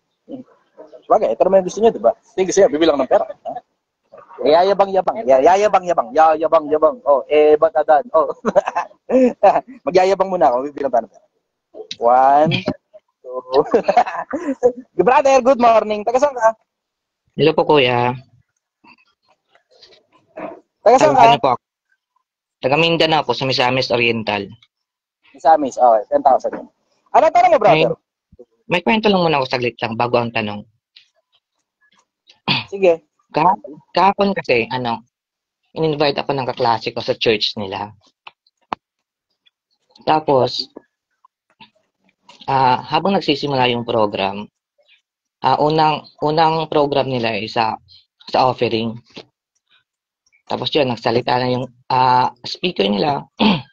Tapos, may mga butas akong nakita, like, may mga verses silang ginamit na hindi naman talaga tugma doon sa ipinipreach nila about sa sowing and reaping. Yung sowing. Nakita naman yung aanin ganun, sowing and reaping. Tapos pagkatapos nun... Sandali, huhulaan ko lang. Sorry, hindi ko mapalampas. Excited ako dito. Excited talaga ako rito, sobra. Sobrang excited ako rito. Huhulaan ko. Yung sowing and reaping, ang sinasabi yung sowing, parang magbibigay ka sa kanila ng pera. Tapos tsaka kakahanin ng pera ka rin sa'yo. Tangina, kami ko na kami. Sige, tuloy yung kwento. Pagkatapos, doon na sa main sermon, yung pastor nila yung magsasalita. Tapos yung preaching nila mas nakafocus sa prosperity gospel, hindi talaga yun sa katotohanan kung bakit naparito yung Panginoon natin. Mas nakafocus sila sa pagyaman, sa pera talaga, sa pera, literal na pera. Tapos may mga ikinumento siya na membro nila na sabi niya na ito si ano na nagbigay siya ng pera dito, nag-offer siya, tapos binago ng Diyos ang buhay niya. Nakala mo ba binibili yung pagbabago? Binabayaran sa Diyos para mabago yung buhay ninyo. Tapos siya, ang dami pang butas na nakita ng mali ko. Tapos sa isip-isip ko habang nakikinig, mali ang simbahan na to, hindi tama yung pagtuturo nila. Tanong ko po, tama ba yung perspective ko, yung pag-iisip ko na sinabi kong mali yung tinuturo nila? Nadali mo, brother. Inang kapal ng Biblia, brad. Ganyan kakapal, tapos puro tungkol lang pala sa pera yon. No? Sa kapal ng Biblia, tungkol lang pala sa pera lahat yon. Walang bigong kilos. Walang bigong kibot na walang bayad. Sabi ni Rizal sa kadalagahan ng Malolos. Pilipinas. Magising ka, napakalaking negosyo ng putang inang relihiyon. Huwag mong kakalimutan, ang pagsamba sa Diyos, hindi kailangan ng masyadong madaming pera. Bakit? Kasi mas importante sa Panginoon ang mabuting puso at ang mabuting paggawa kaysa sa putang inang perang paulit-ulit pinangangaral ng mga pastor ninyo. Napakasarap ng tubig na iniinom ko ngayon. Napakasarap ng tubig na iniinom ko ngayon. Napakasarap ng buhay ko. Napakasarap ng tubig na iniinom ko. Napakasarap ng buhay ko. Isa sa mga pinakamalalaking na-enjoy ko sa buhay, yung kalinawan ng isip. Kaliwanagan ng isip. Ang liwanag eh. Ang liwanag sa akin eh. Ang liwanag sa akin eh. Pero mo yung kapal-kapal ng Biblia. Basahin mo buong Biblia. Simulan mo sa Genesis, Exodo, Levitico, Deuteronomio bilang. Simulan mo sa lahat ng mga nauna. Tapos tignan mo kung gaano kakonti lang ang banggit tungkol sa pera. Isunod mo yung mga propeta, isunod mo yung mga hari. Tapos tignan mo kung gaano kakonti ang banggit tungkol sa pera. Tapos isunod mo ngayon ng mga ebanghelyo. Tignan mo kung gaano kakonti ang banggit tungkol sa pera. Pero sa kanila, doon lang umiikot. Doon lang umiikot. Tapos kaliwat ka ng testimony pa yan ng mga taong nagbigay ng pera at yumaman daw. Wala ngayong pinagkaiba sa networking yan. Ano ngayon ang pinagkaiba niyan ngayon sa networking? Power ng power. Diyan naman, emin ng emin. Power! That's another term for emin. Pagdating sa religion. Dalawa lang sila. Nagpapower-poweran at saka nag-emin-eminen. Power, emin. Tapos ano po, kuya? Tapos nakakalungkot lang sa part na kasi karamihan sa mga audience nila o yung mga bisita nila is mga kabataan, nakakalungkot lang. Kasi mga kabataan yun nauuto nila sa networking at saka sa ganyang emen-emenan eh. Yung mga matatanda, kabisado na nila sistema ng mundo eh. Mga matatanda, pakita ko sa inyo. Mga matatanda, tayo muna magsipag-usap mga matatanda. Mga matatanda, tayo muna magsipag-usap mga matatanda. Ilan sa inyo, mga matatanda, yung palagay mo nadali ka ng mga putang inasiraulong relihiyon na puro pera lang ang interes sa inyo. Ramdam na ramdam mong puro pera lang talaga at pera lang talaga at pera lang talaga. Ba't adan? Ba't adan? Alam mo na, mahal mo na. Type yes kung kasama ka ron sa mga napansin mo na puro pera yung mga religion. Type yes. Ne. Yan. Kaya makikita nyo kayo, mga matatanda, kita nyo yan. Yung mga bata, daling mauto sa ganyang mga pera-pera eh. Pero majority ng mga bata na dadali sa ganyan networking, pera-pera, mga power-power, yaman-yaman, biglaang yaman. Yan ang mapapansin mo, biglaang yaman eh. Yan ang mapapansin mo talaga eh. Ang pangako ng karamihan dyan, biglang yaman. Pag biglang yaman, alam mo na hindi stable yan. Importante stability, matibay na pundasyon. Matibay na pundasyon, importante. Bago yung gusali itatayo sa ibabaw. Ang pundasyon mo, napakamabuhay. Diba? Malamya. Ang lamya ng pundasyon mo, tapos biglang yaman na ipapangako sa'yo. Taka na, palagay mo, kahit magkaroon ka ng sobrang tayo pera, kaya mo ba i-sustain yan? Tinan mo, ang dami nila. Yung mga nadali sa MNMN. MNMN! Parehas ng power yan eh. Yung MNMN, parehas ng power. MNMN! Di ba? Ang inang yan. Yung iba, malinis yung intention eh. Yung iba dyan, malinis talaga yung intention. Yun ang nakakalungkot yan. Nadadaya nila dyan, puro mga walang malay eh. Tama sabi ni Pablo eh. Sa karamihan ng mga logic daw dinadaya ang puso ng mga walang malay. Dinadaya ang puso ng mga walang malay. Mas okay, diretso mas okay pa nga yung toxic positivity ng networking kaysa sa toxic positivity ng mga MNM na yan eh. Yung toxic positivity ng networking, kumikita talaga. Paglabas, tuturuan ka nila, training, blah, blah, shit. Di ba? Paglabas mo doon, hindi ka doon sa networking yayaman. Paglabas mo sa networking, apply mo ngayon sa tunay na negosyo yung mga bagay na natutunan mo sa networking, tingnan mo, gumagana. Hindi gumagana sa loob ng networking. Sa labas ng networking, gumagana. Pero itong mga power, MNMN, puta, loob at labas ng simbahan ninyo. Tingnan mo kung gumana, magkaroon ka talaga ng pera. Tingnan mo kung gumagana. Yung iba naman, anong tawag ito? Placebo effect. Akala nila gumagana, akala mo lang yun. Yung red car syndrome, diba? Akala mo, yumayaman ka, akala mo lang yun. Pero tignan mo, nasa abroad ka, tignan mo, pag uwi mo ng Pilipinas, balik ka na naman sa wala. Tapos pagdating mo dyan sa abroad, balik ka na naman sa parehas na bansa, kung saan ka nang galing, emen ka na naman. Tapos wala ka na naman pera. Magkakapera ka, dun sa bansa na yun. Maki-emen ka sa kanila, tignan mo, mawawalan ka ng pera. Pag uwi mo ng Pilipinas, balik ka na naman uli sa wala. Asan ang prosperity dyan? Ganyan ba prosperity tinuro nila Kristo? Yung totoo, ganyan ba prosperity tinuro nila Kristo? Puro panlupa? Hindi rin. Utang ina. Oo, diba? Tinan mo, pagkatawag sa inyo mga kapatid, hindi marami sa inyo mga mayayaman ayon sa laman. Hindi marami sa inyo mga matataas sa tao ayon sa laman. kundi pinili ng mga tao pinili ng Diyos ang kamangmangan ng sanlibutan na ito upang hiyain niya mga marurunong. Nakasulat sa Biblia yun eh. Pinili ng Diyos ang mga mabababa ng sanlibutan na ito, ang mga mahirap ng sanlibutan na ito, upang hiyain ng mga mayayaman. Ito namang mga religion na ito, nagpapayaman. No, tangina. Kinangin ng mga tao yan. Alam mo, minsan mamamangha ka na lang talaga eh. Mamamangha ka na lang. Alam naman nila wala sa mga utos ni Kristo yung tights na yan. Alam nyo yan, mga pastor, alam nyo yan. Yung mga iba naman tangang miyembro, pinagtatanggol pa yan. Nakadepende ka sa puso yan ng nagbibigay. Nakadepende sa puso ng nagbibigay. Tapos wala ka malay, sa demonyo pala yung putang inang pastor mo. Tapos yung pastor mo nasa demonyo, malinis ang puso mo. Sinusuportahan mo pa yung sa demonyo. Hindi mo alam na sinusuportahan mo. Kaya ka pinapaliwanag ko nga kayo sa inyo. Kaya pinapaliwanag nga di ba?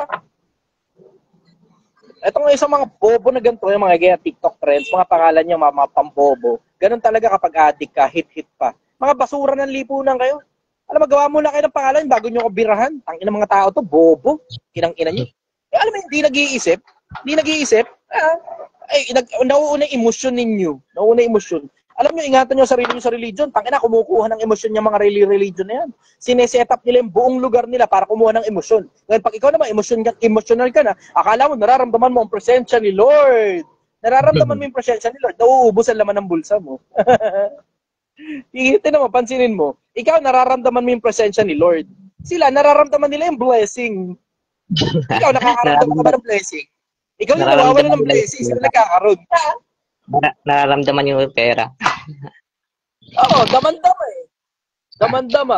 Ba't adan? Ba't adan? Alam mo, Pilipinas, ingatan mo sarili mo sa mga kumukuha ng puso. Ingatan mo sarili mo sa mga taong kumukuha ng puso. Yung mga magagaling kumuha ng puso, magaling din kumuha ng pera. Nagkakatalo lang naman, alam mo, wala naman tayong pag-uusap dun sa pagkuha ng pera eh. Nagkakatalo lang yan kung sulit yung kapalit ng pera. Doon lang nagkakaproblema eh, kung sulit yung kapalit ng pera. Kasi tira mo, katulad niyan, konting buladas, konting bulatcheras, di ba, paparamdam sa'yo pamilya, Lord, ganun, presensya ko nun ni Lord. Puro emosyon yung binibenta sa'yo, ang kapalit nun, 10% na sweldo mo. Sulit ba yan? Ang ina, di ba? Sulit ba yan? Masulit pang bumili ka ng tilapia sa palengke. At yun, nabusog ka pa. Kaya po, kinangan mo, paglabas mo, gutom ka, tapos may mga nagtitinda ron, sila rin yun. Dagdag pera na naman. Ang inang yan. Sila rin yung nagtitinda. Sila rin yun. Dagdag pera na naman. May kota yung mga yan eh. Kung paano minamaneho negosyo, ganun nila minamaneho simbahan eh. Mali eh. Mali talaga. Kung paano minamaneho negosyo, ganun nila minamaneho simbahan. Puro papasok ang pera. Ang lakas tumubo niya, walang tax yan eh. Ang lakas tumubo niya, basta paparehistro mo lang, ganun. Pag rehistrado ka, solve ka na dyan, walang tax yan. Accepted na kagad sa tax yan. Yun naman napakalaki nun, 10% na lahat ng membro mo. Ang lupit nun, 10% ng lahat ng miyembro mo. Tapos, isama mo pa doon, hindi pa yan yun. Puta, marami pa dyang mga parang sobre-sobre, abo-abo yan. Pag upo mo nga pa nga lang, ramdam mo na eh. May nalukot pag upo mo eh. Tapos pag kuha mo sa pet mo, putang ina, sobrang dami. Ang lakas kumita ng pera ng mga hayop na yan. Wala lang kayong malay, ang lakas kumita ng pera ng mga hayop na yan. Sabihin, ano lang may kaya, voluntary. Voluntary, iniuutos mo, tapos sinasabi mong ninanakawan ng Diyos kapag hindi nagbigay. Voluntary pa ba yun? Tinatakot mo, miyembro mo, voluntary? Sa akin, pukin ang ina mo, extortion ng tawag dyan eh. Extortion ng tawag dyan. Panghihingi na may kasamang pananakot. Extortion ng tawag dyan. Pilipinas, magising ka, puta. Magising ka, Pilipinas. Mas mamaalang ang bunganga ko. Pero alam ninyo, totoo sinasabi ko. Alam nyo yan, totoo sinasabi ko. Follow-up question, brother. Saka ang pagkakaintindi ko po kasi sa pagtulong is hindi or pagbibigay hindi direkta sa Diyos kundi sa kapwa-tao mo. Kasi sabi nga ni Jesus na hindi ko maalala ano yung verse basta parang ganito, sa tuwing humihingi sa iyo ng tulong, humihindi rin kayo sa akin. Kapag tinutulungan niyo yung mga humihingi sa iyo ng tulong, tinutulungan niyo na rin ako. Parang ganun. Saka ito po Opo. Saka ito, follow-up question ko. Dapat ko bang sabihin sa kaklase ko na nasa nasa maling samahan siya at sa anong paraan ko po sasabihin siya na hindi siya ma-offend o masaktan? Mahirapan ka rin. Walang propeta kadalog dun sa kanyang sarili lupain. Pwede mong sabihin as a form of pagmamalasakit, as a form of suggestion, unsolicited pa na advice, pwede, siguro. Pero pag talagang ayaw makinig sa'yo, ama na lang. Ang nakasulat sa Biblia, pabayaan nyo silang mga bulag na taga-akay. Pag ang bulag, umakay sa bulag, kapwa sila mahulog sa ukay. Kaya tinan mo, pansinin mo, ako nagsasalita sa lahat. Makinig ang makinig, hindi makinig ang hindi makikinig. Pero wala akong pakialam kung hindi ka makinig sa akin, bahala ka sa buhay mo. Ganun kasimple. Hindi yan para pipilitin pa kita, punta ka sa bahay nyo. Oy, tumigil ka na sa pagbibigay mo ng 10% dyan sa putang inang yan. Mga impacto yan, anak ng demonyo yung mga hayop na yan. Bakit? Nakasulat sa Biblia, 8:44, yung mga sinungaling, ang tatay niyan, demonyo. O yung mga tao na nagsisinungaling sa'yo ng tahasa, wala namang inutos si Kristo sa Biblia na magbigay ng tithe sa mga Kristiyano eh. Diba? Wala nakasulat na gano'n sa Biblia, magbigay ng tithe sa mga Kristiyano. Wala ka mababasa no, sa buong bagong tipan. Ang gagawin nila dyan, hihilutin nila ngayon yung mga talata para may sumang-ayon sa gusto nila. Minsan, may mga binabasa pa silang talata na inutos doon ni Kristo. Tapos ang kausap, Escribas at Pariseo. O, tinan mo, hindi Kristiyano ang kausap eh. Tapos ngayon, wala silang choice. Wala ka talaga mababasang gano'n. Si Kristo nag-utos ng tithe sa miyembro, Kristiyano. Wala ka mababasang gano'n sa buong Biblia. Wala. Tithes. Wala ka mababasang gano'n. Diretsahan yan. Wala ka mababasa na sinabi ni Kristo magbigay ka 10% o tithes o ikapo. Wala ka mababasa na si Kristo may sabi. Ang nakasulat dun sa Biblia, meron ka mababasa, Escribas at Pariseo yung sinasabihan ni Kristo. Na sabi niya, sabi niyo Escribas at Pariseo, nagbibigay kayo ng ikapo ng anis at kumino. Ang mga bagay na ito lalong maliliit. Pero dapat niyong gawin. Tama na gawin niyo yan. Nakasulat yun. Tama na gawin niyo yan.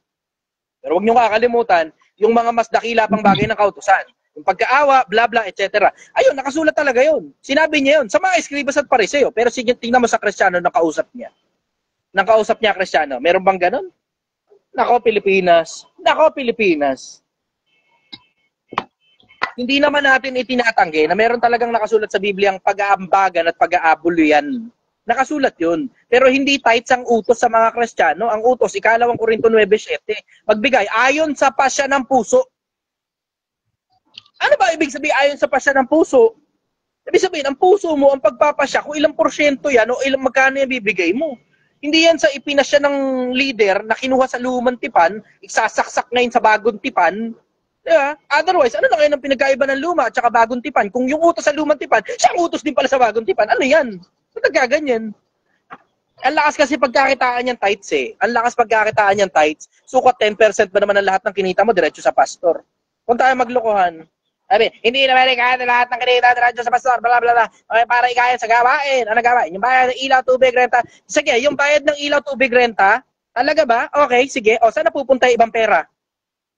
Sige, saan napupunta ibang pera? Huwag tayo magtaranta doon, Pilipinas. Ang tatanda na natin, puta. Ang tagal ng buhay nitong bansa na to, hanggang ngayon tinatarantado ka pa rin ng mga pastor mo. Noong unang panahon, lumitaw nga si Rizal dito sa Pilipinas. Nakita mo, nilabanan ng mga praile, di ba? Ngayon naman, itong mga tao na to, puta, tanggap na tanggap nyo ngayon yung mga ganyang klase ng impacto na tayo na rin ng putang inang nagtatangkilik. Ito nakakapagtaka eh. Taka na tinatangkilik yung ganyang klase ng kaululan. 10% na sweldo mo hihingi ng putang ng pastor mo. Saan dadalhin niya yung 10% na sweldo mo? Paano kung kumikita ka 1 milyon isang buwan, edi 100,000 sa pastor lang? Okay nang ina. So wag niyo sabihin sa akin, para sa gawain. Anong gawain? Paliwanag mo sa akin gaano kalaki ang expenses niyan. Kasi pag nagbayad ka kasi ng renta, gasino lang yan. 200,000 siguro kada buwan kapag sobrang laki ng venue. 100,000 siguro kada buwan pag talaga sobrang laki talaga ng venue. Maliit lang naman, hindi naman kalakihan yan eh. Diba? Tapos isama mo yung ilaw, tubig, renta. Tapos sweldo. Diba? O ano pa? Pagkatapos nun, ano pa? Diba? Papakain sa mga tao, gasino lang naman yun. O, sige. Ano pa? Yung milyon-milyon na kinikita ninyo kada buwan, saan napupunta? Diba? Ganun lang naman yun eh. Sa akin, puta, panloloko ng kapwa, diretsuin ko kayo, Pilipinas, panloloko ng kapwa, gawain tiba-tiba. Panloloko ng kapwa, gawaing tiba-tiba. Bibiraan pa nila yan, sabi. Panahon pa ika ni Abraham, tithes na. Panahon ni Abraham, tithes na. Wala naman sinabi doon na inutusan si Abraham na mag-tithes. Mababasa ka ba na gano'n? Inutos kay Abraham na mag-tithes kay Melchizedek. Oh, sige. Sige, ganyan nila hinihilot yan eh. Para palabasin nila, sobrang lumang utos na yan. Ganun yan eh. Para palabasin nila, sobrang lumang utos na yan. Panahon pa daw ika ni Abraham may tithes na. Diyan nila hinihilot yan eh. Panahon pa ni Abraham may tithes na. May mababasa ka ba inutos kay Abraham yon? Na, at may mababasa ka bang inutos kay Melchizedek na tumanggap nun? Na, kasi yung tithes na yan, inutos yan sa dalawa magkabilang panig. Dun sa mga tribo ni Levita, inutosang tumanggap. Yung iba namang mga tribo, inutusan magbigay. So, dalawa pala utos, ano? Isang utos na tumanggap at saka isang utos na magbigay. Humanap ka ngayon ng talata sa Biblia na inutos sa mga Kristiyanong tumanggap ng tithes. At humanap ka rin ng talata sa Biblia na inutos sa mga Kristiyano magbigay ng tithes. Kung may mababasa ka niyan, sige. Dalawa utos. Hindi lang yan, magbigay lang ng tithes. Hindi ganun. Dalawa utos. Isang inutusan tumanggap, isang inutusan magbigay. Yan ay yung utos eh. Inutusan magtumanggap at saka inutusan magbigay. Sa Kristiyano, humanap ka ng ganong utos na tumanggap kayo ng tithes at saka magbigay kayo ng tithes. Kung may mababasa kayong ganon. Sige. Huwag nyo hihilutin Biblia. Walang hilutan. Basta hanapin nyo salitang tithes, tapos inutos na ibigay yan. Kasi nung lumang tipan, inutos talaga yan, diretso eh. Lumang tipan, inutos talaga. Wala naman kasi halos nagtatapat sa inyo, Pilipinas. Yan na nalulungkot ako eh. Tangina, mga tao, maarting hindi mamamatay eh. Pilipinas! Papaalala ko lang sa iyo, Pilipinas, huwag kang umarting hindi ka mamamatay. Hindi ka immortal. Hindi mo alam kung hanggang kailan ka lang. Magtapat ka sa buhay mo, Pilipinas. Ang magtatapat hanggang sa wakas, siya ang maliligtas. Yun ang nakasulat sa Biblia. Ang magtitiis hanggang sa wakas, siya ang maliligtas. Tapos ang nakasulat doon sa kabila, sa Apokalipsis, magtapat ka hanggang kamatayan. Nakakapagtaka mga tao. Nag-aakay kayo ng kaluluwa ng kapwa na tao nyo sa kasinungalingan. Alam nyo naman yan. Alam nyo naman yan. Hanap kayo talata sa Biblia na sinasabing magbigay ng tithes. Huwag niyong hilutin yung talata. Huwag niyong hihilutin. Kasi nakikita ko ibang pastor, ginagawa, hinihilot yung talata sa Biblia. Hindi ka naparito si Kristo upang sirain ang kautusan. Naparito ika siya upang tuparin. Kaya tithes si Kayan.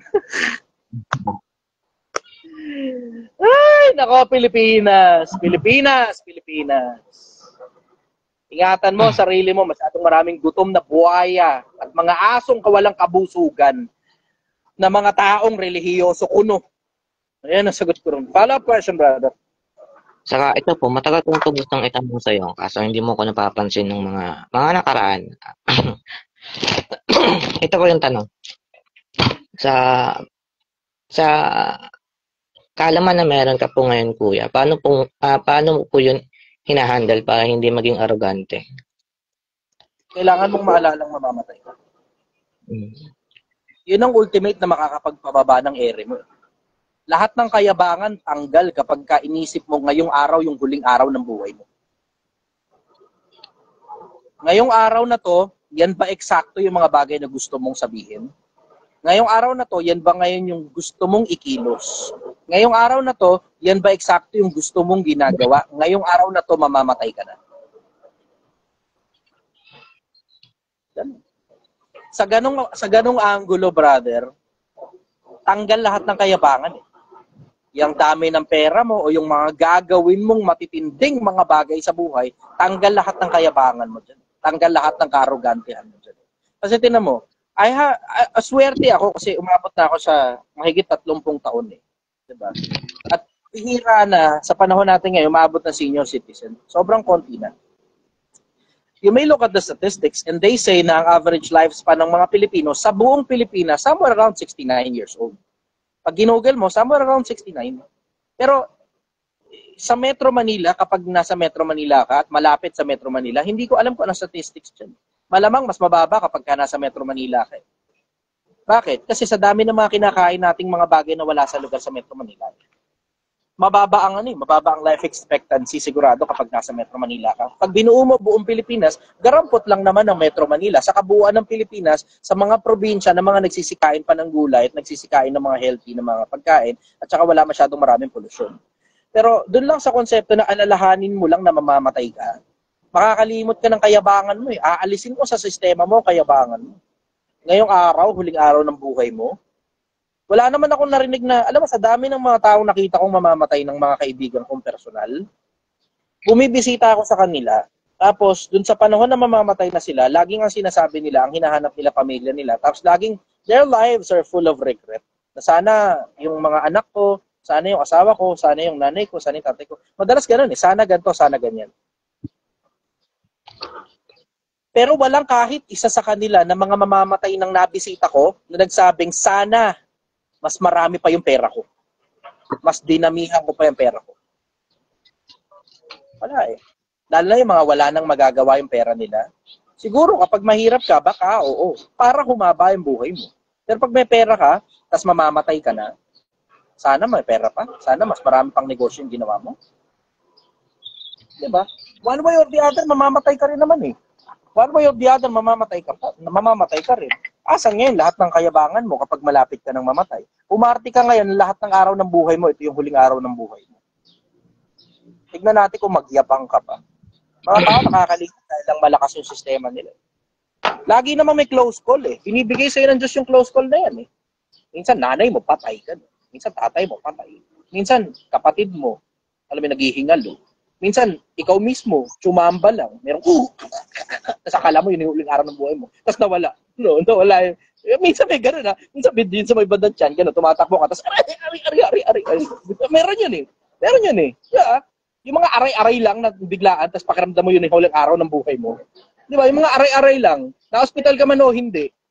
Yung close call, tapos may mga iba sinasabi pa nila, pangalawang buhay na daw nila ito, gano'n, bla bla.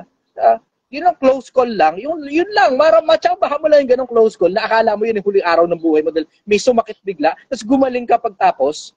Tingnan mo, pagtapos mong gumaling, ang ina, doon pala, ayusin ko na yung buhay ko, doon pala, magpakabait na ako. Putang ina mo, alam mo naman pala na dapat ka magpakabait eh. Ba't paglipas ng 3-5 araw, nakakalimutan mo na dapat ka magpakabait?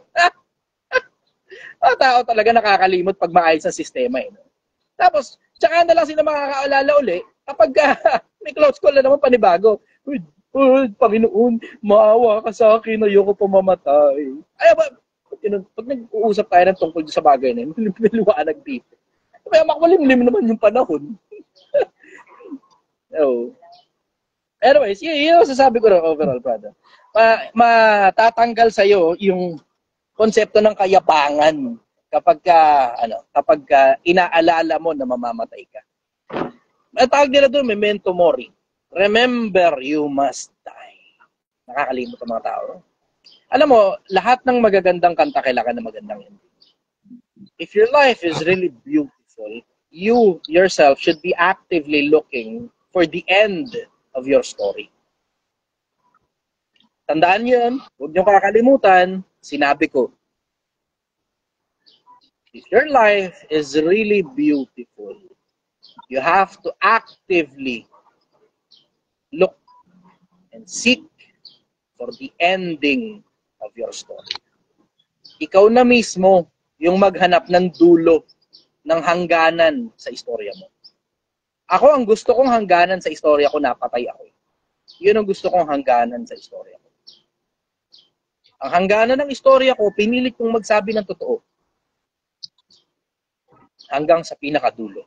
At maraming tao ang nakinabang at maraming tao ang nagising sa katotohanan. And then I can live happily ever after sa kabilang buhay. The end, yun ang the end na gusto ko. Yun ang the end na gusto ko. Kaya nga, tinan mo, kung di nyo napapansin, kaliwat kanan death threats ko, tapos inaasar ko pa sila lalo. Gawin nyo na lang. Gawin nyo na lang. Andito ako sa Domsa Viewpoint sa Angono, Rizal. Ulitin ko, Domsa Viewpoint sa Angono, Rizal. Ang operating hours namin mula alas 6 ng umaga hanggang alas 3 ng madaling araw, Lunes hanggang Linggo. Kung gusto mo akong makita at solo lang at wala masyadong maraming nakakakita, dito ako ng umaga. Pag naka-live ako, mula doon pa lang sa sinimulan ko yung live, nandito lang ako. Dala ka maraming baril, dala ka maraming bala. Kasi pumapalag ako. Ganun lang. Simple. Ngayon, you can now put a good end to my story. Pwede ka na ngayon maglagay ng ending sa istorya ko. Ano ending ng istorya ko? Ikaw yung nakapatay kay Chichester. Ang kaisa-isang nakapatay sa kanya. Kasi maraming nagtangka, sa dami ng nagtangka, walang nagtagumpay. Ang dami kong death threat. Na-upload ko naman, nakikita nyo naman yung death threat ko nasa Facebook di ba? Ayan, may bago na naman ako, 2. May bago na naman, 2. Nagtataka ako, ba't walang gustong gumawa ng trabaho? Ang dami-dami ninyo. Ang dami-dami ninyong galit sa akin. Ang dami-dami niyo, ulitin ko, dami-dami ninyong galit sa akin. Ni isa sa inyo, wala man lang competent enough para gawin yung trabaho. Tang ina, mga inutil kayong mga bobo kayo. Ibigay nyo na yung ending ng istorya ko. Inip na ako rito, puta. Inip na ako rito. Ibigay nyo na yung ending ng istorya ko. Kailan ba kayo pupunta rito, mga putang ina nyo? Ang sarap asarin itong mga putang ina to. Bobo eh. Simple lang naman yung gagawin mo eh. Diba? Pupunta ka dito, may dala kang barel, gano'n. Tapos, kahit nasa malayo ka, tatamaan mo ko. Kitang-kita ako rito eh. Tang ina, bobo ang puta. Hindi kayo marunong eh. Yung iba dyan, puta. Kayayabang ninyo, may mga baril-baril pa kayo, bang, bang, bang, bang. Firing range pa kayo, mga hinayupak kayo, hindi nyo naman pala kayang gawin yung trabaho. Bobo ang puta. Anyways, follow-up question, brother. Yun po, yun lang po. Salamat po. Marami ako natutunan sa'yo. Simula pa man noon, saka yung mga natutunan ko sa'yo, ibinabahagi ko rin sa mga kapwa-tao ko, sa mga kaklase ko. Kaya yan. Salamat po. Thank you very much. Bye-bye. Okay. Sabi ng isa, ba't hindi ka pumuntang Gaza Goods para isang bagsakan lang ba? Hindi ganun. Hindi pwedeng magpakamatay. Kapalala ko lang sa inyo, hindi pwedeng magpakamatay. Hindi pwede. Kailangan, ibang tao gagawa ng trabaho. Ang pangit naman nung kung ending ng story mo, nagpakamatay ka. Di nawalan ng kwenta ngayon lahat ng mga pinagsasabi mo sa social media. Diba? Hindi pwede. So alam nyo na, overall, alam nyo na hindi ako pwede magpakamatay. Alam nyo na rin na wala akong depression, wala akong anxiety, wala akong parang kuyumag sa utak na nalulungkot, gano'n na matitinding kalungkutan. Lahat ng kalungkutan ko pang sandali lang. So, mga 1-2 oras. Gano'n. Pagkatapos nun, takbakan na ulit. Kaya lagi akong busy eh. Tignan mo, pansin nyo, pag lagi kang busy, gawa ng resulta. Ayos ka ng ayos ng buhay ng ibang tao, Tapos hindi ka nagagasgas kasi yung pag-ayos mo sa buhay ng kapwa-tao, hindi rin naman magastos at the same time. Mapapansin mo yun eh. Mapapansin mo, nawawala yung kalungkutan mo. Ikaw na rin mismo tatanggal yung kalungkutan mo. Anyways, next tayo. John Charles Tana. Sarap. Napakasarap ng buhay.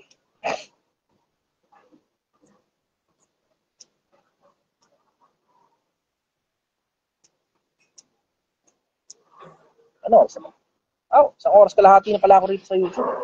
Isang oras kalahati na pala. Siguro last 2 na lang siguro.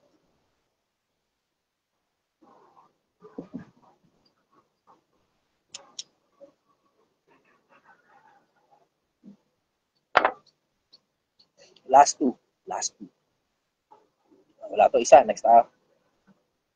Eduardo. Yun. Sa wakas, nakakit ka na rin. Eduardo. Andiyan ka na rin sa wakas. Tignan natin kung makakakit siya. Diskusin muna natin yung grasa sa mukha ko. Grasa.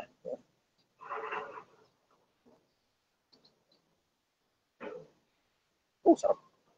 Napakasarap ng buhay. Yung mga pinagkakain kong masarap na pagkain, lumalabas sa pagmumukha ko. Brother, ito na, inaakit na kita. Eduardo Galas eh. Go!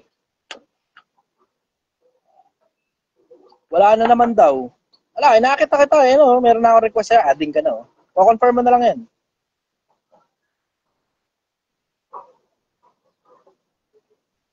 Kali, bilis. Pasok na. Go.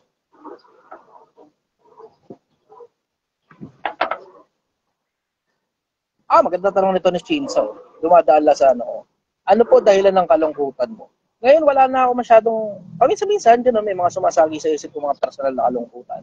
Pero yung talagang malaking lungkot talaga, ang pinakamalaking lungkot ko para sa buhay ng mga kapwa-tao ko. Kaya katulad yan, yung mga nadudugas sa religion. Diba? Ang dami yan eh.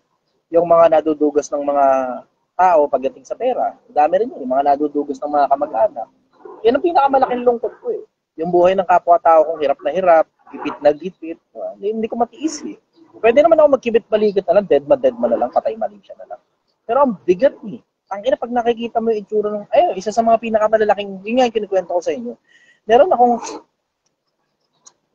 sabagay, paulit-ulit ko naman na kinuwento to eh. Ayoko talagang nagkikwento ng mga personal ko eh.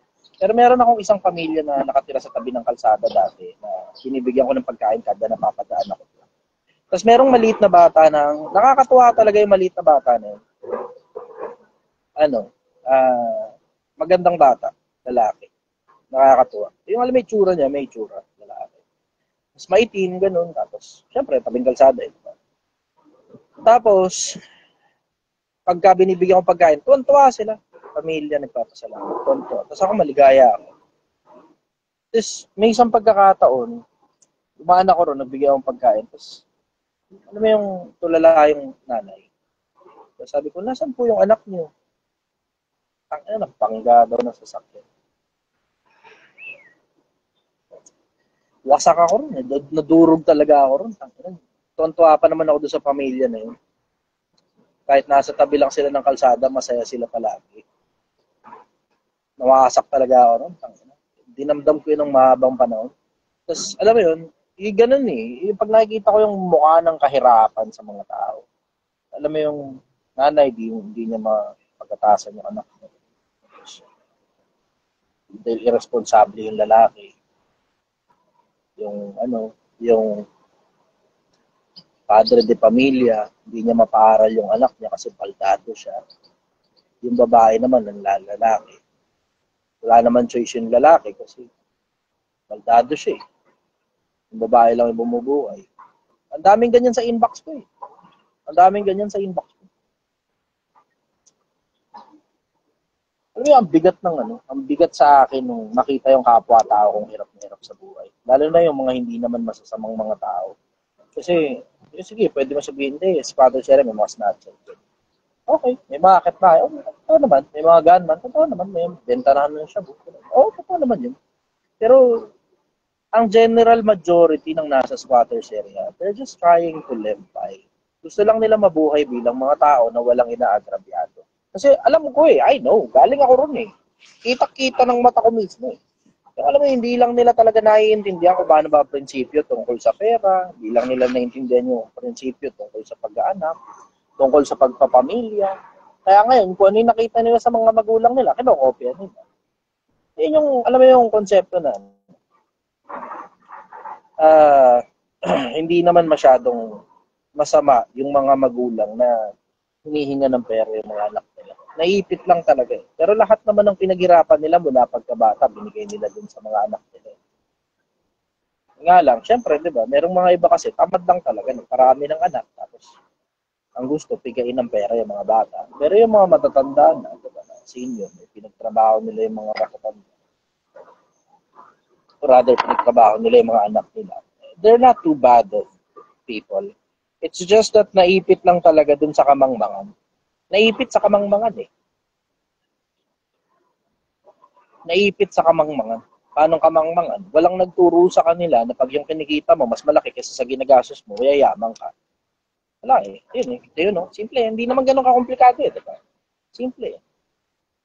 Ito yung kinikita mo, yung ginagastos mo. Tawag dito, ipon.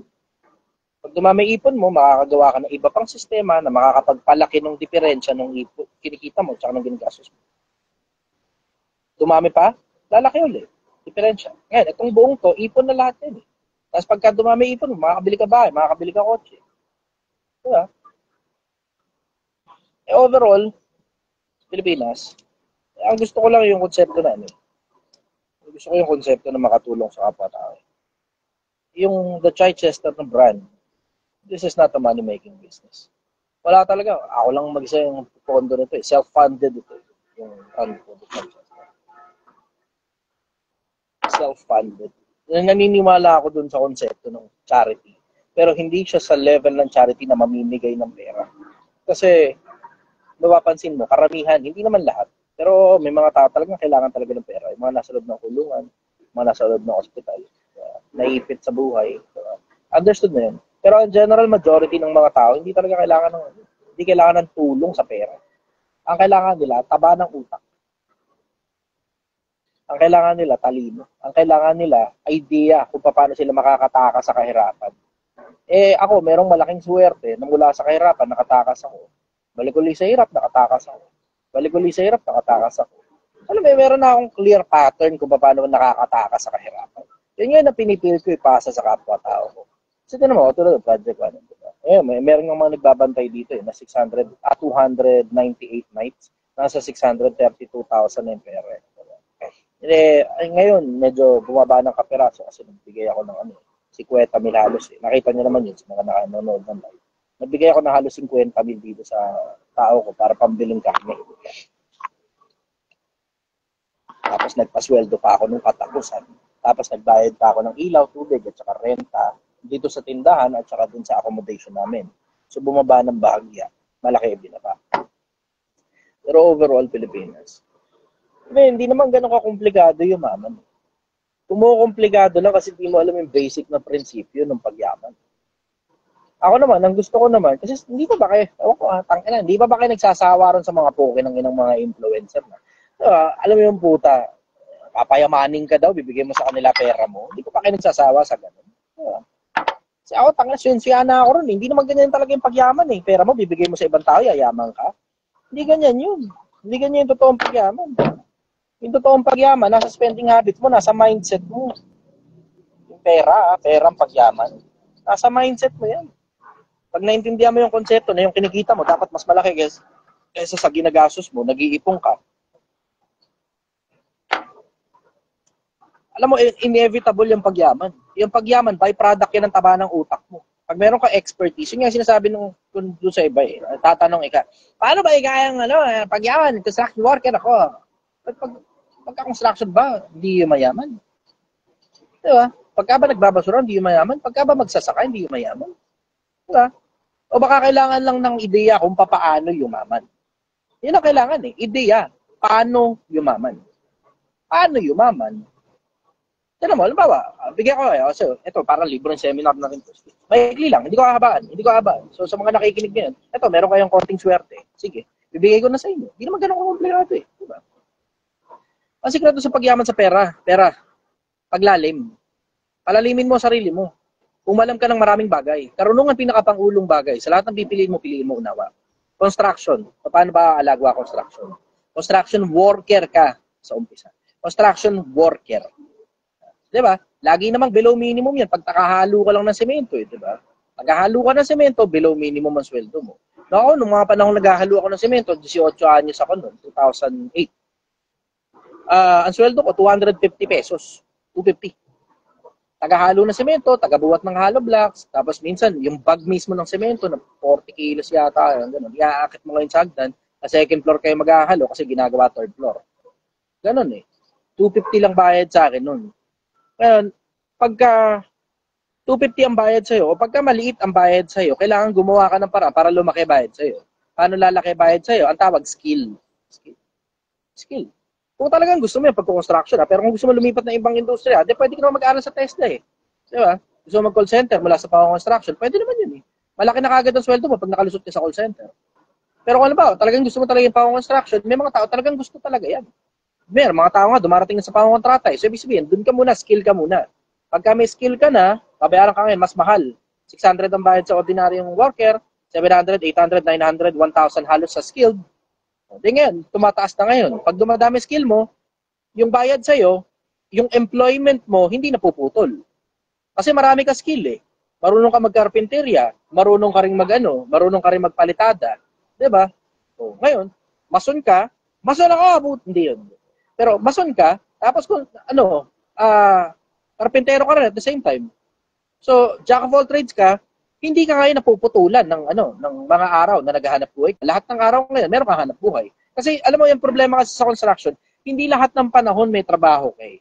Yun ang problema sa construction eh. Hindi lahat ng panahon may trabaho ka. Maliban na lang nakilala ka na, magkakasunod-sunod talaga trabaho mo pag construction worker ka. Pero hindi ka pa nakikilala, tapos alam mo yun, wala kang skill, mahihirapan kang araw-araw ay may hanap buhay. Aasa ka niyan sa mga tropa na sana meron silang gawa, tapos sisingit ka ron sa gawa nila, mahihirapan ka. Ayan, yung pang-construction, uusad ka dyan pag nilaliman mo. Ang sikreto kasi nasa palaliman. Gaano karami alam mo? Gaano kalaki yung kaya mong gawin na hindi kayang gawin ng iba? Doon nagkakatalo yun eh. Pansinin nyo, Pilipinas. Ito, akin muna sandali atensyon, Pilipinas. Akin muna sandali atensyon. Hindi nyo ba napapansin na yung mga tao na mahal ang bayad, yung trabaho nila hindi kayang gawin ng iba? Hindi masyadong maraming tao kayang gumawa ng trabaho nila. So ngayon, nalaman mo na nga na ang sikreto pala sa pagdami ng pera at paglaki ng sweldo, nandun sa konsepto na kailangan yung kaya mong gawin, hindi kayang gawin ng iba. Therefore, nasa pag-aaral pala ang sikreto. Sabi mo, paano yun? Babalik pa ba ako sa koleya? Blah, blah. Hindi. Kung ano yung industriya na pinasok mo, aralin mo yung industriya na yun. Kaya nga tignan mo, 3 pillars ng Project 1M, di ba?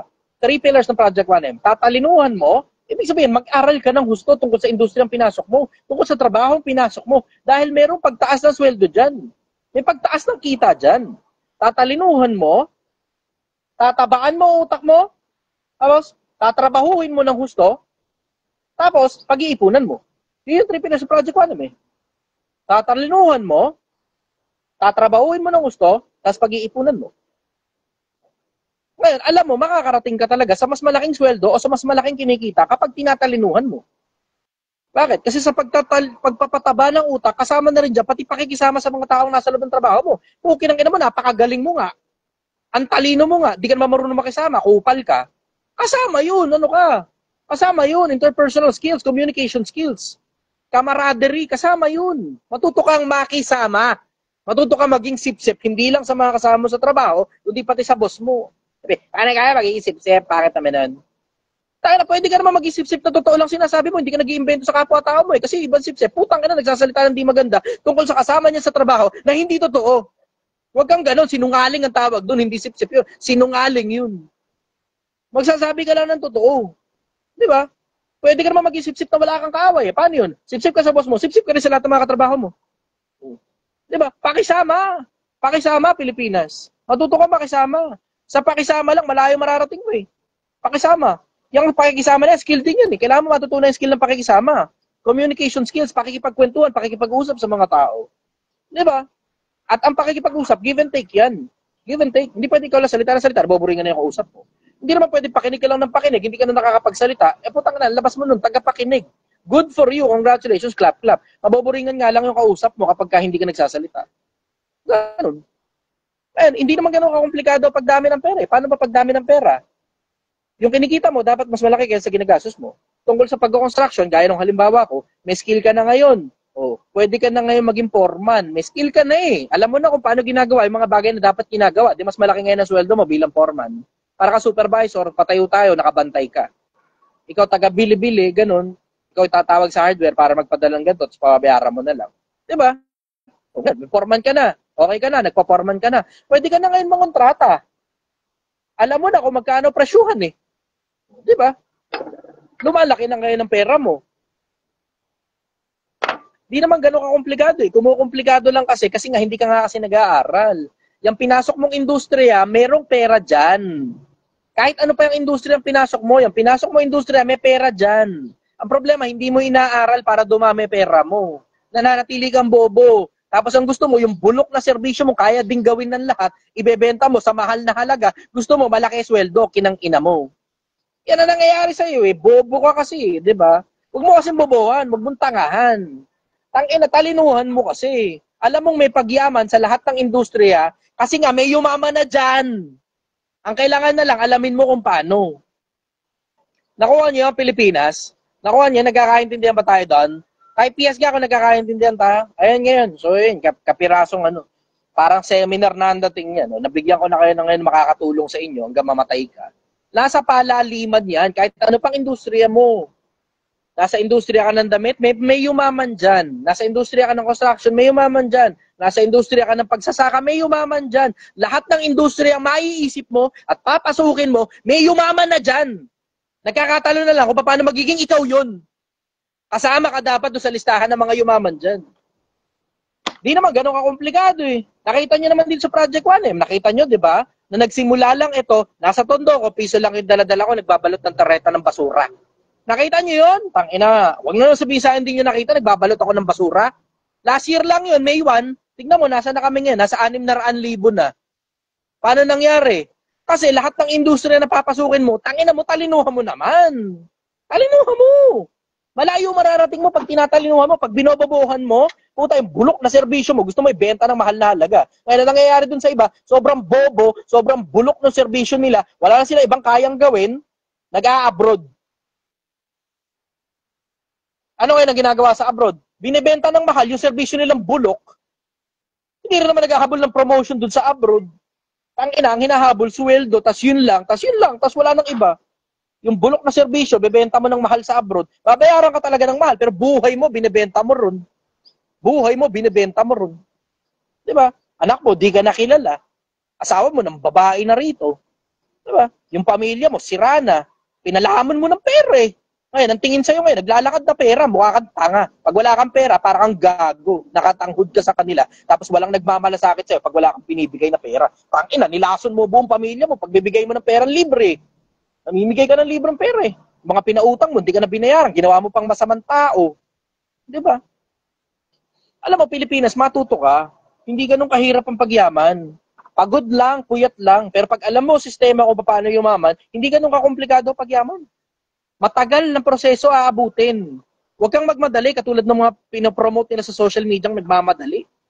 Papasok ka sa networking, putang ina, biglang yaman ang offer sa'yo. Alam mo, hindi magkakatotoo yan, biglang yaman yan eh. Di ba? Lahat ng biglang yaman hindi sustainable. Kailangan makuha mo muna yung disiplina. Pag nakuha mo yung disiplina, dahan-dahan kang yumaman, matagal na panahon ang inaabot, tignan mo, pansinin mo, parang sinigang na baka, matagal na pinakukuluan yung karneng baka. Mas masarap ngayon. Biglang yaman ka, biglang bagsak ka rin. Ano nangyari sa'yo? Di ba? Pero yung dahan-dahan, unti-unti, nakuha mo yung disiplina, dahan-dahan kang lumipad. Paglipad mo ngayon, makakapanatili ka na sa ibabaw. Sustainability na lang kailangan. Mas madali pag nasa ibabaw ka, hindi mo na problema yung pang-aral ng anak mo, yung kakainin nyo bukas, yung pambayad ng ilaw, ng tubig, ng renta. Iba-ibang mga problema na makakasalunga mo pag nasa ibabaw ka. Pero tanggalin mo lang yung konsepto ng kayabangan. Yan ang nagpapabagsak. Kayabangan. Tanggalin mo lang yung konsepto ng kayabangan. Tignan mo, mananatili ka ng nasa ibabaw hanggang mamatay ka. Magandang umaga sa iyo, Pilipinas. Mahal na mahal kita.